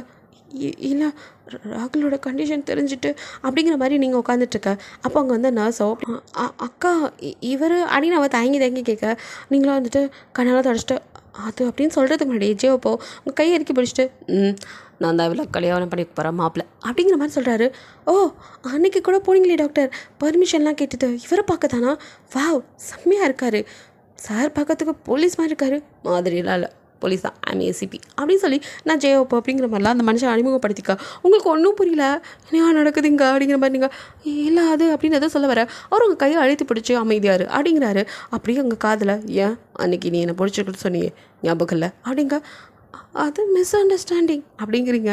பரவாயில்ல அப்படின்ட்டு அந்த மனுஷனும் உங்களை விடுறதா இல்லை. நீங்களோ இவன் அப்படின்னு சொல்லி முறைச்சிக்கிட்டு அவங்கக்கிட்ட இல்லைன்னு சொல்ல ட்ரை பண்ண அவர் விடாமல் உங்களை ஹிப்போட ஹோல்ட் பண்ணி அவள் இப்போ ஆப்ரேஷன் பண்ணி அந்த பையனோட நிலைமை நினச்சி ரொம்ப ஃபீல் பண்ணிகிட்ருக்கா, கொஞ்சம் ரிலாக்ஸ் ஆகட்டுமே அப்புறம் உங்கள் கேள்வி கணைகளை தொடுங்க அப்படிங்கிற மாதிரி ஜேப் சொல்ல சாரி சார் அப்படின்ட்டு அவங்களும் அப்படியே வந்துட்டு நகர்ந்து போக்க நீங்களும் அப்படியே செம்ம முறை மறைக்கிறீங்க ஜேப்பா நாடி அப்படி பார்க்குற அப்படிங்கிறாரு. நீங்களும் என்ன பேசிகிட்ருக்கீங்க புரிஞ்சு தான் பேசுகிறீங்களா? எல்லாம் புரிஞ்சு தான் பேசுகிறேன், உனக்கு புரிய வைக்கிறேன் அப்புறமா. அப்போது அங்கே வந்து நர்ஸுங்களோ வந்துட்டு அக்கா ராகுல் முழிச்சிட்டான் அப்படிங்கிற மாதிரி சொல்ல ஓடி குடுன்னு வேகமாக ஓடி போய் பார்க்குறீங்க. ராகுல் கண்ணை முழிச்சிட்டான். உங்களுக்கு இப்போ தான் நிம்மதியாக இருக்குது. அடுத்து அவனுக்கு மறுபடியும் டெஸ்ட் எல்லாம் எடுத்து பார்க்க நீங்கள் சக்ஸஸாக தான் ஆப்ரேஷனை முடிச்சிருக்கீங்கன்னு உங்களுக்கு தெரியும். இருந்தாலும் அவன் கண்ணை முழிக்கிற வரைக்கும் பயத்திலே தான் இருந்திருப்பீங்க. ஒரு டாக்டராக உங்களுக்கு அவ்வளோ ஒரு பரிதவிப்பு. ஸோ அவங்க பேரண்ட்ஸும் உங்களை கட்டி பிடிச்சி கதறிடுறாங்க பையனை காப்பாற்றி கொடுத்து நன்றின்னு. அப்படியே நீங்கள் ராகுலை பார்த்து இப்படி குணமாயிட்ட ராகுல் நீ பர்ஃபெக்ட்லி ஆல்ரைட் அப்படின்னு சொல்லி அவனை 4 இயரில் கிஸ் பண்ண டாக்டர் அக்கா ரொம்ப தேங்க்ஸ் அப்படின்னு அவனும் உங்களை ஹக் பண்ணிக்கிறான். உங்களோட இந்த பாசத்தை இதை அப்படியே பார்க்குறான். நீங்கள் வந்ததுலேருந்து ஒவ்வொரு குழந்தைங்கக்கிட்டையும் சிரித்து பேசி அதுங்களை வந்துட்டு ஹக் பண்ணி அதுங்களோட எப்படிலாம் இருக்கீங்கன்னு பார்க்கும்போதே உங்களோட குழந்தை மனசை அவனால் புரிஞ்சுக்க முடியுது. இவளாம் கண்டிப்பாக வந்து இந்த மாதிரி பண்ணியிருக்க வாய்ப்பே இல்லைன்னு அவருக்கு ஆணித்தனமாக புரியுது. நீங்கள் அங்கே வந்த கொஞ்ச நாள்லேயே உங்கள் அவர் மனசுக்குள்ளே நீங்களும் வந்துட்டீங்க. ஆனாலும் அந்த மனுஷனுக்கு வந்துட்டு இந்த கேஸில் வேறு நீங்கள் மாட்டியிருக்கனால எப்படியாவது உங்களை வெளியே கொண்டு வரணும், உங்களுக்கு அதுவும் இல்லாமல் அவங்கள கொல்ல வர ஆள் வந்திருப்பாங்களா, அதனால் உங்களை நல்லா பார்த்துக்கணுன்னு தான் இன்னும் விடாமல் இருக்கார். அது மட்டும் இல்லை, இந்த கேஸில் வந்துட்டு என்னடா இந்த பொண்ணை கூட்டிகிட்டு வந்து வச்சு இத்தனை நாள் ஆச்சு, நீ எதையும் கண்டுபிடிச்ச மாதிரி இல்லை, ஒரு பெரிய போலீஸ்னு பேருக்கு தான், நம்ம எதாவது கேட்டால் நம்மளை மட்டும் மிரட்டுவான், மற்றதுக்கு ஒன்றுத்துக்கு லாய்க்கல அப்படின்லாம் பாட்டி கொஞ்சம் வார்த்தையை விட ஜேப்க்கு ஒரு மாதிரி ஆயிருக்கும். ஸோ அந்த மனுஷன் எதுக்கும் கலங்காதவர் தன்னோட போலீஸ் வேலையை வந்துட்டு துச்சமாக அவங்க பேசவும் ஒரு மாதிரி ஆயிருப்பார். அவர்னாலும் இன்னும் கண்டுபிடிக்க முடியலையா, அதனால வந்துட்டு அந்த மனுஷன் தலையில் கை வச்சுட்டு அப்படியே வெளியில் உட்கார அப்படியே பின்னாடியில் வந்து நீங்கள் அவர் ஷோல்டரில் கை வச்சுருப்பீங்க. அவரும் டக்குன்னு எப்போவும் வந்து ஒரு இதோடு இருக்கிறவர் உங்களை அப்படியே பிடிச்சி இழுத்து கன் எடுத்து உங்கள் மேலே நான் தான் அப்படின்னு நீங்கள் பதற டக்குன்னு கன் எடுத்துகிட்டு என்ன அப்படின்னு பார்க்குறாரு. அது அவங்க பேசுனதெல்லாம் மனசில் வச்சுக்காதீங்க, நீங்கள் உண்மையிலே சூப்பரான போலீஸ் தான், நீங்கள் சீக்கிரமே அதை கண்டுபிடிச்சிடுவீங்க, வருத்தப்படாதீங்க அப்படின்னு அவருக்கு ஆறுதல் சொல்லியிருப்பீங்க. அப்போ உங்களை அப்படியே மெய் மருந்து பார்த்துருப்பாரு. ஸோ அந்த நினைவுகள்லாம் இப்போ வருது. நீங்கள் அங்கே இருக்கிற குட்டீஸுங்க கிட்டலாம் பேசிவிட்டு அவங்கெல்லாம் எப்போ வருவீங்க டாக்டர் அக்கா, நீங்கள் இல்லாமல் எங்களுக்கு யாருமே வந்துட்டு ஒழுங்காக பார்த்துக்க மாட்டேங்கிறாங்க, வலிக்கிற மாதிரி ஊசி போடுறாங்க, நீங்கள் தான் வலிக்காமல் ஊசி போடுவீங்க, அக்காவுக்கு கொஞ்சம் உடம்பு சரியில்லை அக்கண்ணா, டாக்டர் அக்கா சரியானதானே உங்களுக்கு எல்லாம் பார்த்துக்க முடியும், நான் சீக்கிரமே குணமாகி வந்துடுறேன் அப்படின்னு நான் சொல்லிவிட்டு அந்த பசங்கள்கிட்ட சொல்லிட்டு ஜேப் கிட்ட போகலாம் அப்படின்னு வந்து நிற்கிறீங்க. அவனும் சரி அப்படின்னு கையை பிடிச்சி கூட்டிகிட்டு போகிறான். நீங்கள் அப்போ கையை உருவ பார்க்க அவனும் அழுத்தி பிடிச்சிட்டு அப்படியே உங்களை ஒரு மாதிரி பார்க்க நீங்கள் என்ன திடீர்னு இப்படிலாம் பண்ணுறான் அப்படிங்கிற மாதிரி தான் பயப்படுறீங்க. ஸோ வந்துட்டு அப்படியே உங்களை பீச்சுக்கு தான் கூட்டிகிட்டு வர்றாரு. ஸோ நீங்கள் இங்கே எதுக்கு, நல்ல விஷயம் பேசணும் அதான் அப்படிங்கிறாரு. நல்ல விஷயமா, ஹோ என்னை விட போகிறீங்களா அப்படிங்கிறாரு. ஐயோ எனக்கு அது ஒன்று தானடா நல்ல விஷயம் அப்படிங்கிற மாதிரி நீங்கள் அப்படியே ஃபியூஸ் பண்ண பல்பு மாதிரி உம்முன்னு இருக்க, ஏன் என் கூட இருக்க அவனுக்கு பிடிக்கலையா அப்படின்னு கொஞ்சம் நெருங்கி வர என்ன அப்படின்ட்டு நீங்கள் திணறீங்க. அதான் என் கூட இருக்கிறது உனக்கு பிடிக்கலையான்னு கேட்டேன். அது வந்து இங்கே பார், எனக்கு சுற்றி வச்சு பேசலாம் தெரியாது, எனக்கு ஒன்று ரொம்ப பிடிச்சிருக்கு, கல்யாணம் பண்ணிக்கலாமா அப்படின்னு கேட்குறாரு. அப்படின்னு முழிக்கிறீங்க. நாடி அப்படி முழிச்சா என்ன அர்த்தம்? இல்லை நான் அக்யூஸ்டு அனாதை குண்டாக இருக்கேன், என்ன போய் அப்படின்னு கண்ணில் டியர்ஸோட நீங்கள் அவங்கெல்லாம் உங்களை என்னெல்லாம் மைனஸ் சொன்னாங்களோ அத்தனையும் சொல்லி அப்படியே உங்களுக்கு வலிச்சாலும் அப்படியே சிரித்த முகமாக அவர்கிட்ட கேட்க அந்த மனுஷனும் என்ன குண்டா இருக்கியா, நல்லா இருக்குமே உன் மேலே படுத்தா மெத்து மெத்துன்னு அப்படிங்கிறாரு. என்ன இப்படி பேசுகிறான் அப்படிங்கிறாரு. பார்க்க யாரும் இல்லையா, என் மொத்த குடும்பமும் இருக்குது, இத்தனை பேர் இருக்காங்க, புருஷன் இருக்கேன், அடுத்த புள்ள பிறக்கும், குழந்த இருக்கான், பெரியவன் ஒருத்தர் இருக்கானே உனக்கு என்ன வரும், மச்சான் அவன் இருக்கான், அப்புறம் எங்கள் பெரியப்பா பெரியம்மா அம்மா அப்பா தாத்தா பாட்டி இத்தனை பேர் இருக்கோம், பிரியாணாது அவ அப்படின்னு கேட்குறான். எதை அப்புறம் என்ன சொன்ன, அக்யூஸ்டா, எஸ் அது மட்டும் மாறவே மாறாது, பிகாஸ் என் ஹார்ட்டை திருடிட்டி திருட்டு பயபில் அப்படிங்கிறாரு. என்ன இதெல்லாம் நடக்காது, வாய்ப்பே இல்லை அப்படின்ட்டு திரும்பி நடக்க போக கையை பிடிச்சி எழுத்து, என்ன பார்த்து சொல்லு, என்ன உனக்கு பிடிக்கல அப்படின்னு கேட்குறாரு. பிடிக்கலாம், இல்லை செட் ஆகாது அப்படிங்கிறீங்க. ஏண்டி அப்படிங்கிறாரு. அது நான் மறுபடியும் அதை ஆரம்பிக்கா, திரும்ப அதையே சொல்லாத, இங்கே பார் எல்லாத்தையும் நான் பார்த்துக்கிறேன், யாரும் ஒன்று எதுவும் சொல்ல மாட்டாங்க, என்ன உனக்கு பிடிச்சிருக்குல்ல அப்படின்னு கேட்க, இல்லை எனக்கு பிடிக்கல அப்படிங்கிறீங்க. போய் அப்படிங்கிறாரு. இல்லை அப்போ என் கண்ணை பார்த்து சொல்லு, அது அப்படின்னு நீங்கள் திணற, அதான் அன்றைக்கே சொன்னியடி பார்த்த ஃபர்ஸ்ட் மீட்லேயே என்ன உங்களுக்கு பிடிச்சிருக்கு, கல்யாணம் பண்ணிக்கிறேன்னு, இப்போ என்ன பொய் சொல்கிற வாய்க்கு அப்படின்னு கிட்ட உங்கள் லிப்பில் நெருங்க நீங்கள் பதறி போய் நகர பார்க்க விடாமல் இழுத்து வச்சு கிஸ் பண்ணுறாரு. அப்படின்னு போட்டு அவரை அடிக்கிறீங்க. விடாமல் நல்லா கிஸ் பண்ணி உங்கள் லிப்பில் அப்படியே பைட் பண்ணி அப்படின்ட்டு நீங்கள் அவரே முறைக்க, ஆஹா செம்மையாக இருக்குடி, சும்மா மெதுன்னு எனக்கு இப்படி தான் பொண்டாட்டி வேணும், ஸோ நீ தான் பொண்டாட்டி ஃபிக்ஸ் ஆயிக்கோ, கேஸு அது கிடக்கு, அதில் நீ குற்றவாளி இல்லைன்னு எனக்கு எப்போயோ தெரியும். எதை அப்புறம் ஏன்டா என்ன இப்படி வச்சு செஞ்ச, வேறு வழி இல்லை, வீட்டுக்கு கூப்பிட்டா வரமாட்டா, உன்னை பக்கத்துலேயே வச்சு பார்த்துக்கணும், அது மட்டும் இல்லை கொஞ்சோன்னு டவுட் இருந்துச்சு, அதுவும் இப்போ கிளியர் ஆயிடுச்சு அப்படின்ட்டு உங்கள் நெத்தி முட்டை. நீங்களோ திருன்னு முழிக்கா, எதையாண்டி எப்போ பார்த்தாலும் ஆடு திருட மாதிரியே முழிக்கிற அப்படிங்கிறாரு. பார்வையும் அப்படி தான் அடிக்கிறீங்க, ஆனால் நல்லாயிருக்கு அப்படின்னு சொல்லிட்டு அப்படியே வந்துட்டு மறுபடியும் உங்களை இப்படி கிஸ் பண்ணுறாரு. தள்ளுங்க உங்கள் பாட்டி, அது கிடக்கு கிளவி நான் பார்த்துக்கிறேன் அப்படின்னு சொல்கிறாரு. சரி கேஸ் தான் கண்டுபிடிச்சிட்டிங்களே, அது யார் பண்ணது, அதுவா அது காதை கொண்டு வா அப்படின்னு கிட்ட வந்து உங்கள் காதில் அவரோட அப்படியே டங்கை வந்து வச்சு கால் நுனியில் அப்படி அப்படின்னு செய்யறீங்க. ஐயோ அப்படின்ட்டு அவரை அடிக்கிறீங்க. நாடி அப்படிங்க. நான் என்ன கேட்டேன், என்ன பண்ணுறீங்க? அது அது அதெல்லாம் இப்போ வேணாம், அப்புறம் சொல்கிறேன் அப்படின்னு சொல்லிட்டு எனக்கு முக்கியமான ஒரு கேஸ் இருக்குது, அதை முடிச்சுட்டு அதுக்கப்புறம் நம்ம கல்யாணத்தை பற்றி பேசலாம் அப்படின்னு சொன்னவரும் அடுத்து போனது நம்ம தேங்க் கேஸ் உங்களுக்கே தெரியும். ஸோ அதை தான் முடிச்சுட்டு வந்திருப்பாரு. அதுக்கப்புறம் என்ன வீட்டில் சொல்லி உங்களை கல்யாணம் பண்ணிக்க. ஸோ வந்துட்டு அவங்க அம்மாவுக்கு, ஜிமினுக்கு, தாத்தாக்கு 3 பேத்துக்கு தான் ஹாப்பி. மற்றவங்களாம் வந்துட்டு நோவே, அவளுக்கு வந்துட்டு குடும்பம் இல்லை, அது இல்லை, இது இல்லை அப்படிங்கிற மாதிரி ஆளுக்கு ஒவ்வொன்றா சொல்ல பஞ்சாயத்தை கூட்ட உங்களையும் வந்துட்டு இதே மாதிரி தான் டவுரி வேணும், 100 பவுன் அப்படின்னு 1008 இது ரூல்ஸை போடுறாங்க. பட் இதெல்லாம் வந்துட்டு நம்ம ஆள்கிட்ட இருக்குமா, ரூல்ஸ் வேணாம் உங்களுக்கு, எனக்கெல்லாம் கிடையாது, இருந்தாலும் மீறப்படும் அப்படிங்கிற மாதிரி நம்மளாலோ. இங்கே பாருங்கள், இந்த டவுரி இதெல்லாம் எதுவும் கிடையாது, நான் போலீஸ்காரன், என்கிட்டே வா, என் பொண்டாட்டி எப்படி இருக்கணும் நான் தான் முடிவு பண்ணும், நீங்கள் கிடையாது அப்படின்னு சொல்லிட்டு கல்யாணம் பண்ணிக்க போகிறவன் நான், என் முடிவு தான் முக்கியம் அப்படின்ட்டு. டாக்டர்மா உனக்கு என்ன கல்யாணம் பண்ணிக்க இஷ்டம் தானே அப்படின்னு கேட்க, நீங்கள் திருமணிக்கா பாட்டியோக்குள்ளே மறைச்சிக்கிட்டு இருக்கு, நீங்கள் பதில் சொல்லாமல் இருக்க. ஓய் டாக்டர் பாப்பா, உன்ட்ட தானே கேட்குறேன், போய் சொல்லாமல் சொல்லு, உனக்கு என்ன பிடிக்கும்ல அப்படின்னு கிட்ட வந்து அந்த நெருங்கி பேச உங்களுக்கு ஒரு மாதிரி ஆயிடுது. என்ன பண்ணுறீங்க எல்லோரும் பார்க்குறாங்க. இப்போ நீ ஓகே சொல்ல, கிஸ் அடிப்பேன் பிடிச்சி வச்சு எல்லாரும் முன்னாடியும், எப்படி வசதி அப்படின்னு கொஞ்சம் மிரட்டுற மாதிரி பேசுகிறேன். எல்லாத்துக்குமே மிரட்டுங்க அப்படின்ட்டு எனக்கும் சம்மதம் அப்படின்ட்டுறீங்க. மொத்த குடும்பமும் உங்களை பேனு பார்க்க, நீங்களும் இந்த மான ரோசம் இதெல்லாம் வந்துட்டு உங்களுக்கு ஜேப் முன்னாடிலாம் கிடையாது. அதுவும் இல்லாமல் இருந்தாலும் இவங்ககிட்ட டவுரி கொடுக்குற என்ன அவசியம், அந்த மனுஷன் தான் இதெல்லாம் தேவையே இல்லடி, நான் தான் உனக்கு முக்கியம், நீ அதெல்லாம் யோசிக்காதுன்னு உங்கள் மூளையை வந்து யோசிக்கவே விடுறதில்ல. உங்களுக்கும் அப்பப்போ நம்ம எதுவும் இல்லாமல் வந்தோம்லாம் தோணும் போது, டாக்டர் பாப்பா நீயே பெரிய பொக்கிஷன்டி, நீ கிடச்சிருக்க, இதுக்கு மேலே என்ன வேணும் அப்படின்னு சொல்லியே வாயடிச்சிருவார். உங்களை வந்துட்டு அவரை மீறி எப்பவும் யோசிக்கவே விட மாட்டார். உங்களை அப்படியே எப்பவும் மாதிரி தான் ஹேண்டில் பண்ணுறாரு, ரொம்ப அழகாக பார்த்துக்கிறாரு. ஸோ 2 பேத்துக்குமே வந்துட்டு வீட்டில் பேசி ஒரு வழியாக அவர் பிடிச்ச பிடிவாதமாக கல்யாணம் நடந்தே தீரும் அப்படின்னு சொல்லிட்டு கல்யாணமும் பண்ணுறாரு. அவரே தான் உங்களுக்கு நகை நட்டெல்லாம் போட்டு கல்யாணம் பண்ணிக்கிறாரு. உங்களுக்கு இருந்தாலும் ஒரு மாதிரி வருத்தமாக இருக்குது. ஸோ ஃபர்ஸ்ட் நைட்டில் அவர் பக்கத்தில் அப்படியே உட்காந்து, ஆனாலும் எனக்கு இது ஒரு மாதிரி அப்படின்னு நீங்கள் ஆரம்பிக்கும் போதே பால்சம் வாங்கி, அதெல்லாம் அப்புறம் பேசிக்கலாம் அப்படின்னு சொல்லிட்டு அந்த மனுஷன் உங்களை அப்படியே இழுத்து, டாக்டர் பாப்பா அவன் மேலே நிறைய ஆராய்ச்சி பண்ண வேண்டியது இருக்குடி. எதை அப்படின்னு பார்க்குறீங்க. எஸ், அதுக்கெல்லாம் இது ரொம்ப தடையாக இருக்குது, இதெல்லாம் ரிமூவ் பண்ண அப்படின்னு சொல்லிட்டு அவரோட ட்ரெஸ்ஸை பிடிச்சிருக்கு. என்ன பண்ணுறீங்க அப்படின்னு, கலட்டடி அப்படின்னு சொல்லிட்டு மனுஷனுக்கு பொறுமை இல்லாமல் பிடிச்சி எல்லாத்தையும் இழுத்து எடுக்கிறாரு. நீங்களும் ஐயோ அப்படின்ட்டு அப்படியே உருண்டு போக அவங்க மேலே வந்து அப்படியே செம்மையாக இருக்குடி நீ அப்படின்னு சொல்லிக்கிட்டே அப்படியே வந்துட்டு ஒரு இடமா கிஸ் பண்ண அவங்களுக்கு அழகாக வந்துட்டு ஒரு லவ் மேக்கிங் அங்கே நடந்துகிட்ருக்கு. ஸோ இப்படி தான் உங்கள் லைஃப் ஸ்டார்ட் ஆகுது. அது மட்டும் இல்லை, அடிக்கடி வந்து கேள்வி ஏதாவது சொல்லி உங்களை கஷ்டப்படுத்தணும்னு நினச்சாலும் அங்கே ஜேப் வந்துட்டு உங்களை கஷ்டப்பட விடாமல் வந்துட்டு அந்த மனுஷனே பேசி எல்லாத்தையும் இது பண்ணி விடுவார். எந்த இடத்துலையும் உங்களை விட்டு கொடுக்கவே மாட்டார்.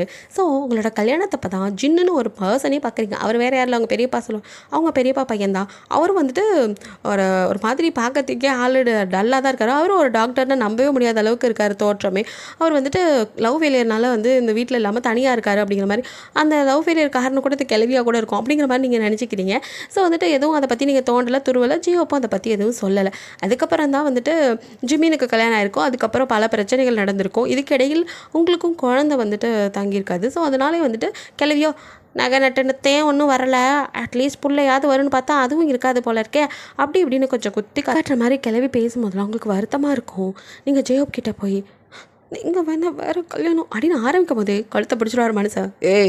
நான் தேவையில்லாமல் பேசினா அவ்வளோதான் பார்த்துக்கோ, டாக்டர் பாப்பா நீ மட்டும்தான் எனக்கு வேணும், இந்த கிழவிக்கு வேறு வேலையே இல்லை, இங்கே பாருடி, உனக்கு நான் பாப்பா, எனக்கு நீ பாப்பா, நமக்கு குழந்தை எப்போ பிறக்கணும் அது கடவுள் கொடுக்குறது, கொடுக்கும் போது கொடுக்கட்டும், அமைதியாரு, லைஃப்பை என்ஜாய் பண்ணுவோம், இதுக்கு மேலே இங்கே இருந்தால் டாக்டர் பாப்பாவை டார்ச்சர் பண்ணுவாங்க அப்படின்னு சொல்லிட்டு அந்த மனுஷன் இது வரைக்கும் இந்த மாதிரி யோசிச்சதே இல்லை, முதல் முறையாக நாங்கள் தனி கொடுத்துட்டு போனோம் அப்படின்னு சொல்லிட்டு வந்து நிற்கிறாரு. மொத்த குடும்பத்துக்கும் இடி விழுந்த மாதிரி இருக்குது. ஏற்கனவே ஒருத்தன் வீட்டு பக்கமே வரல, இன்னொருத்தனுக்கும் வந்துட்டு ஒரு மாதிரி கல்யாணம் ஆயிடுச்சு. இப்போ இவனுக்கு வந்துட்டு வீட்டை விட்டு போகிறேங்கிறானேங்கிற மாதிரி தான். நீங்கள்லாம் வந்துட்டு சரியே இல்லை, உங்கள் மனசெல்லாம் எப்போ சரியாகுதோ அப்போ நாங்கள் குடும்பமாக ஒன்றா வந்து இருப்போம், அது வரைக்கும் நான் இங்கே இருக்க போகிறதில்ல, என் பொண்டாட்டியை கூட்டிட்டு நான் தனியாக போகிறேன் அப்படின்னு சொல்லிட்டு என் பொண்டாட்டியை கஷ்டப்படுத்துகிற மாதிரி எதுவும் இன்னும் நடக்கவே கூடாது அப்படின்ட்டு. இப்போல்லாம் வந்துட்டு உங்கள் மாமியார் கூட குழந்தை இல்லைங்கனால மொதல் எப்படி இருந்தாங்களோ அதெல்லாம் சொன்னால காரணம் சொல்கிறேன், அவங்க நல்லா தான் இருந்திருப்பாங்க. ஸோ வந்துட்டு இப்போ குழந்தெல்லாம் வந்துட்டு பிறக்காதனால அவங்களுக்கே ஒரு மாதிரி விரக்தி ஆகிருக்கும். அதையும் தாண்டி இந்த மாமியார் கிளவி சும்மா இல்லாமல் அவங்களையும் போட்டு டார்ச்சர் பண்ணிக்கும். பெரிய ஊரில் இல்லாதவ நல்லவ கில்லவன் கட்டி வச்சில பாரு சந்ததியாக இல்லாமல் போயிடும் போல அப்படி இப்படின்னு சொல்லும் போது அவங்களும் கொஞ்சம் பழைய காலத்து மனசு தானே, கொஞ்சம் யோசிக்க தோணும்ல, அது மாதிரி அதனால தான் அவங்களும் கொஞ்சம் ரகடாயிட்டாங்க. ஸோ எல்லாருமா சேர்ந்து உங்களை வந்துட்டு ஒரு மாதிரி பேசும்போது உங்களுக்கு கஷ்டமாக இருக்கும்ல. இதெல்லாம் பார்த்துக்கிட்டு ஜெயபால சும்மா இருக்க பழக்கம் இல்லை. அவரும் வந்துட்டு வா தனியாகவே போயிடலாம் அப்படின்ற மாதிரி கூட்டிகிட்டு வந்திருப்பாரு. ஸோ அதுக்கப்புறம் என்ன மனுஷவங்கள எப்போவுமே வந்துட்டு தனியாக விடுறதே இல்லை. எந்த நேரமும் குழந்தைய பற்றி யோசிக்கிறனால அவங்கள வந்துட்டு கலக்கலப்பாக சந்தோஷமாக அவர் கூட இது பாருடி டாக்டர் பாப்பா நமக்கு குழந்தை லேட்டாக பிறக்கட்டடி அது வரையும் நம்ம ஜாலியாக இருப்போம். நீ பாரு இப்படி நீ சமைக்கும் போது உன் பின்னாடி நின்றுட்டு ஒன்று நான் இப்படி கிஸ் பண்ணி இதெல்லாம் பண்ண முடியுமா குழந்தைங்க இருந்தா லைஃப்பை என்ஜாய் பண்ணணும்டி புரிஞ்சுக்கொடி அப்படின்னு சொல்லிட்டு அப்படியே அந்த மனுஷனும் ஷாதாக்குள்ளே கைவிட என்ன பண்ணுறீங்க மார்னிங்கே ஒரு மாதிரி இருக்குது மார்னிங் ஒரு வாட்டி முடிச்சிட்டதுக்கப்புறம் பார்க்கலாம் அப்படின்னு சொல்லிட்டு அப்படியே தூக்கி உட்கார வச்சு அவரும் வந்துட்டு அப்படியே செல்மிஷம் பண்ண அப்படியே நீங்கள் அந்த நினப்பையே மறந்துடுறீங்க. செஸ்ஸில் அவர் கொடுக்குற கிஸ்ஸில் உங்களுக்கு எல்லாமே மறந்து போகுது. அந்த மனுஷனும் இது மட்டும் தான் வேணும் என் நினப்பு அது மட்டும் உனக்கு இல்லை இருந்தால் போதும் வேறு எதையும் நினைக்காத அப்படின்னு சொல்லிட்டு தான் அப்படியே அலைவார். ஸோ இப்படியே வந்துட்டு ஜிமின் ஒய்ஃப் வந்து ப்ரெக்னெண்ட்டாக இருக்காங்கன்னு தெரியும் போது உங்களுக்கு ரொம்ப கஷ்டமாக இருக்குது. ஸோ ஏதாவது சொல்லுவாங்க அப்படின்னு தான் நீங்கள் பயந்துட்டுருக்கீங்க. அதுக்கெல்லாம் வந்து முற்றுப்புள்ளி வைக்கிற மாதிரி நம்மளால் வந்துட்டு யாரையும் வந்து எதுவும் பேசக்கூடாது என் பொண்டாட்டி வந்தானா அப்படிங்கிற மாதிரி அவர் சொல்கிறது முடியாது. ஜிமின் வந்துட்டு இங்கே பாருங்கள் ஏன் பொண்டாட்டி மாசமாக இருக்காங்கிறதுக்காக அண்ணி எதுவும் சொல்லாதீங்க. ஒருத்தன் ஏற்கனவே வீட்டு பக்கமே வர்றதில்லை. அவனுக்கு ஒரு நல்லது நடக்கணும்டா நீங்கள் அமைதியாக தான் இருந்தாகணும். அவனுமே இப்போ ஒரு பொண்ணை லவ் பண்ணுறதா கேள்விப்பட்டேன். அவங்களுக்கும் குழந்தை இருக்கான் அக்செப்ட் பண்ணிக்கிற மனசை இது பண்ணிக்கோங்க அப்படிங்கிற மாதிரி அவன் சொல்லிக்கிட்டு இருக்கான். அது மட்டும் இல்லை இப்போல்லாம் கொஞ்சம் மனசு மாறி போயிருக்காங்க. ஸோ மனுஷனாக பார்க்க ஆரம்பிச்சிருக்காங்க அந்த குடும்பம். அதனால் கொஞ்சம் எல்லாம் மாறி போய் தான் இருக்குது. அவங்களுக்கும் எப்படியோ ஜின்னு தான் வீட்டுக்கு வந்தால் போதும்னு இருக்குது. இத்தனை நாள் அவன் தெரிஞ்சிருந்துட்டான். பெரியப்பா அழுவாத நாள் இல்லை. ஸோ அவங்களுக்கும் கஷ்டமாக இருக்குது. இப்போ ஜிமினோட ஃபேமிலியில் வந்துட்டு ஜிமின் ஒய்ஃப் வந்துட்டு சம்பாரித்து கொடுக்கணும்னு அவசியம் இல்லாட்டியும் அவள் வந்துட்டு தன்னோட இது சுய கௌரவத்துக்காக செய்வாங்க போது நீங்களுமே அவங்கெல்லாம் செய்யும் போது நானும் அப்படின்னு ஆரம்பிக்க முன்னாடியே உன் பிரச்சனை அப்படின்ட்டு அப்படியே உங்களை ஷோல்டரில் படுக்க வச்சுட்டு அப்படியே அந்த மனுஷன் கேட்க அது எனக்கு மட்டும் ஒரு மாதிரி இருக்காதா எல்லாரும் வந்துட்டு நக்கை போட்டுட்டு வந்திருக்காங்க நான் மட்டும்தான் எதுவுமே அப்படின்னு ஆரம்பிக்கும் போதே விடாமல் அந்த மனுஷன் அப்படியே லிப்பில் கிஸ் பண்ணி இதுக்கு மேலே பேசினேன் அவ்வளோதாங்கிற மாதிரி அப்படியே வந்துட்டு அடக்கிடுறாரு. ஸோ நீங்கள் என்ன தான் வந்துட்டு அது எதையாவது சொல்லும் போது கூட நான் இருக்கேன் நீயும் நான் மட்டும்தான் நமக்கு அவ்வளோதான் அப்படிங்கிற மாதிரி அவர் முடிச்சு விட்டுருவார். ஸோ அவர் கிஸ் பண்ண ஆரம்பித்தாலே நீங்கள் உலகத்தையும் மறந்துடுவீங்க. அது என்னை மட்டும்தான் நீ மனசில் வச்சுட்ருக்கணும் வேறு எதுவும் மனசில் வரக்கூடாதுன்னு இப்படியே வந்துட்டு அதுக்கப்புறம் தான் ஜிமின் ஒய்ஃப் வந்துட்டு வேலைக்கு போனால குழந்தைய கொடுத்துருப்பாங்க. ஸோ அதையும் நீங்கள் பார்த்துக்க ஆரம்பிக்க சேவப்போ உங்களுக்கு ஹெல்ப் பண்ண ஆரம்பிச்சிருப்பாரு. ஸோ சீக்கிரமே நமக்கு ஒரு குட்டி பாப்பா வரணும்னு திரும்பவும் நீங்கள் ஆரம்பிக்க இப்போ இருக்கிற பாப்பாவை நல்லவளை அப்புறமா நமக்கு வரும் அப்படின்னு சொன்ன மாதிரியே அவர் வாய் முகத்தமோ என்னமோ பழிச்சு அந்த மந்தை நீங்கள் கன்சீவ் ஆக செம்ம ஹாப்பியாக இருக்கீங்க. அவர்கிட்ட சொல்லணும் அப்படின்ட்டு அப்போ தான் ஜிமின் ஒய்ஃப் வர அவர்கிட்ட சொல்லி குழந்தையும் கொடுத்துருப்பீங்க. ஸோ ஜேப்பு வரும்போது அவர்கிட்ட நீங்கள் சர்ப்ரைஸாக அப்படியே வந்துட்டு அந்த கிட்ட காட்டவும் அந்த மனுஷனும் பெருசாலாம் ஆச்சரியப்படல. அவருக்கு வந்துட்டு குழந்தை பிறந்தாலும் சரி பிறக்கலாட்டி சரி நீங்கள் தான் ஒரு குழந்தை அப்படிங்கிற மாதிரி டாக்டர் பாப்பா நிஜமாவாடி அப்படின்னு கேட்குறாரு. அப்படின்னு டியோஸோட நீங்கள் தலையாட்ட டாக்டர் பாப்பா அப்படின்னு சொல்லி அப்படியே உங்களை தூக்கி சுற்றுறாரு. நீங்களும் வந்துட்டு ஐயோ வேணுங்க பயமாக இருக்குது அப்படிங்கிறீங்க. அப்படியே கீழே இருக்கிட்டு இப்போ சந்தோஷமாடி உனக்கு அப்படின்னு கேட்குறாரு. அப்படிங்கிறீங்க இங்கே பாரு பாப்பா உனக்கு குழந்தை பிறந்தாலும் சரி பிறக்கலாட்டையும் சரி நான் உனக்கு குழந்தை நீ எனக்கு குழந்தை நான் அன்றைக்கி சொன்ன மாதிரி அப்படியே இருந்துக்கலான்னு நினச்சேன். சரி கடவுள் நம்ம மேலே இது பண்ணி ஆசீர்வாதம் பண்ணிட்டார் குழந்தை கிடச்சிச்சு இனிமேவாது ஃபீல் பண்ணாமல் ரெடி அப்படின்னு சொல்லிட்டு அவங்க வயிற்றில் அழுத்தி கிஸ் பண்ணி எந்த குழந்தை பிறந்தாலும் சரி எப்படி பிறந்தாலும் சரி அதை அக்செப்ட் பண்ணிக்கிற மனசு வேணும் அப்படிங்கிற மாதிரி உங்களுக்கு வந்துட்டு எல்லாத்தையும் சொல்கிறாரு. நீங்களும் அதெல்லாம் நம்ம பாப்பா அழகாக இருக்கும் அப்படிங்கிற மாதிரி சொல்லியிருக்கேன். சரிடி என் டாக்டர் பாப்பா அழகி அப்படின்னு சொல்லி அவங்கள வந்துட்டு கொஞ்சிறாரு. அப்புறம் வீட்லேயும் எல்லாம் சொல்ல செம்ம ஹாப்பி ஆகுறாங்க. இப்போ எல்லோரும் மாதிரி இல்லை கொஞ்சம் பாட்டிலாம் தான் திருந்திடுச்சே இப்போல்லாம் வந்துட்டு உங்களை நல்லாவே பார்த்துக்க ஆரம்பிக்குது. ஒரு ஃபுல் ஃபேமிலி கிடைச்ச மாதிரி சந்தோஷம். இவ்வளோ நாள் தனியாக இருந்தீங்கள்ல இதுக்கு மேலே ஏமா தனியாக இருக்கணும் இங்கே வந்துடுறேன் அப்படிங்கிற மாதிரி எல்லோரும் கேட்க ஜிமின் ஒய்ஃப் கூட ஆமாக்கா நீங்களும் இங்கே வந்துருங்களேன் அப்படிங்கிறாங்க. ஸோ இத்தனை பேர் சொல்லும் போது நீங்கள் ஜெயப்போ தான் பார்க்குறீங்க அவரோட பதில் தானே உங்களோடது. இன்னுமா நீ இப்படி இருக்கா அப்படிங்கிற மாதிரி அளவியோ எல்லாம் ஊர் உலகத்தில் பொண்டாட்டி தான் புருஷனை முந்தானியில் முடிஞ்சு வச்சுக்குவான்னு சொல்லுவாங்க. இங்கே அப்படியே மாறிலாம் இருக்குது அவன்ல சட்ட சோப்பில் இவ்வளோ வச்சுருக்கான் அப்படிங்கிற மாதிரி கிளவி கிண்டலாக சொல்ல நீங்களாம் சிரிக்கிறீங்க. அப்படி இருக்கிறதுல தான் எனக்கு சந்தோஷம் அப்படிங்கிறீங்க. ஜோப்பங்களை ஹக் பண்ணிவிட்டு உனக்கு இங்கே இருக்க பிடிச்சிருக்கா சொல்லு வரலாம் அப்படிங்கிறாரு. அப்படின்னு வேகமாக தலையாட்ட அப்போ என் கூட தனியாக இருக்கிறத விட உனக்கு இங்கே இருக்க தான் பிடிச்சிருக்கான்னு அந்த மனுஷன் ஒரு மாதிரி காதில் வந்து கேட்க அப்படிலாம் இல்லை அப்போ அங்கே இருக்கலாமா எனக்கு இங்கேயே இருக்கணும்னு ஆசையாக இருக்குது தனியாக இருக்கும்ல சரி சரி அப்படின்ட்டு அவங்களே இங்கே கூட்டிகிட்டு வந்துடுறாரு. ஸோ இங்கே தான் எல்லாரோடையும் ஹாப்பியாக ஜாலியாக இருக்கீங்க. அப்படியே கொஞ்சம் கொஞ்சம் மந்த் ஆக உங்கள் வயிறு நல்லா பெருசாகுது. ஸோ உங்களோட வளகாப்பை நல்லா கிராண்டாக பண்ணுறாரு. உங்களை பூ மாதிரி பார்த்துக்கிறாரு. டாக்டர் பாப்பா நமக்கு என்ன குழந்தை பிறக்கும் அப்படின்னு அவங்கள அப்படியே மடியில் படிக்க வச்சுட்டு அந்த மனுஷன் அவங்க கையை பிடிச்சி கேட்க எனக்கு தெரிஞ்சு மேபி நமக்கு பையன் தான் நினைக்கிறேன் அப்படிங்கிறீங்க. ஸ்கேன் பண்ணி பார்த்துட்டு தானே அப்படின்னு கேட்குறாரு. இல்லையே, பொய் சொல்லாதடி, இது சட்டப்படி குற்றம் தெரியுமா? ஆ, ஏதோ குற்றமா அப்படின்னு அப்படியே திரு முழிக்கா. ஆமாம், குற்றத்துக்கு இப்போ தண்டனை வேறு இருக்குது. அப்படின்னு பார்க்குறீங்க. தண்டனையை ஸ்டார்ட் பண்ணவா அப்படின்ட்டு உங்களை அப்படியே கையில் தூக்க வேணா அப்படிங்கிறீங்க. பெட்டில் போட்டு வரோம். தண்டனை நிறைவேற்றப்படும் அப்படின்னு சொல்லிட்டு மேலே வந்து அப்படியே மேலே உழுகிற மாதிரி வர நீங்கள் பயந்துட்டீங்க.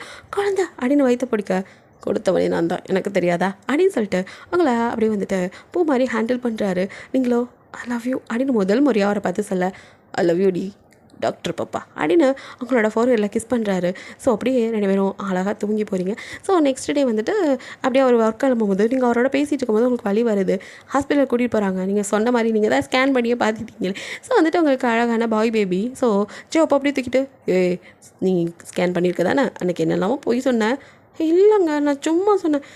நடிக்காதடி அப்படின்னு சொல்லிட்டு இதுக்கும் தண்டனை இருக்குது. அதான் அன்றைக்கே கொடுத்தீங்களே, அதெல்லாம் தண்டனை கொடுத்துக்கிட்டே இருப்பேன் அப்படிங்கிறாரு. சிரிக்கிறீங்க. ஸோ அந்த மனுஷனும் வந்துட்டு எல்லார்ட்டையும் குழந்தைய காமிச்சிட்டு எல்லாம் பேசிட்டு வெளியே போனதும் அவங்கள அப்படியே தூக்கி மடியில் வச்சு அப்படியே கிஸ் பண்ண ஆரம்பிக்கிறாரு. தண்டனை இன்னும் நிறையா இருக்குது, இன்னும் நான் பண்ணுறேன் அப்படிங்கிற மாதிரி நீங்களும் அப்படியே ஒரு ஸ்மைலோடு பார்க்குறீங்க. அவ்வளோ ஒரு காதல். எந்த நிலமையில நீங்கள் எப்படி இருந்தாலும் சரி அவருக்கு உங்களை பிடிக்கும். ஸோ டாக்டர் பாப்பான்னு உருகிறாரு. அவருக்காக எதை வேணாலும் செய்யலாம்னு நினைக்கிற உங்கள் மனசு. ஸோ ஹாப்பியாக இருக்கீங்க. இது ஒரு ஹாப்பி எண்டிங்காக இருக்குன்னு நினைக்கிறேன். இன்னும் ஒரு ஆள் நம்ம ஆள் ஜின்னு இருக்காரு. ஸோ அவரும் வருவார். ஓகேடா, அடுத்த இதில் பார்க்கலாம். பிடிச்சிருந்தா லைக் பண்ணுங்கள், ஷேர் பண்ணுங்கள், மறக்காமல் சப்ஸ்கிரைப் பண்ணுங்கள். அப்படியே கொஞ்சம் கமெண்ட் பண்ணிடுங்க. பாய், தேங்க்யூ ஃபார் வாட்சிங்.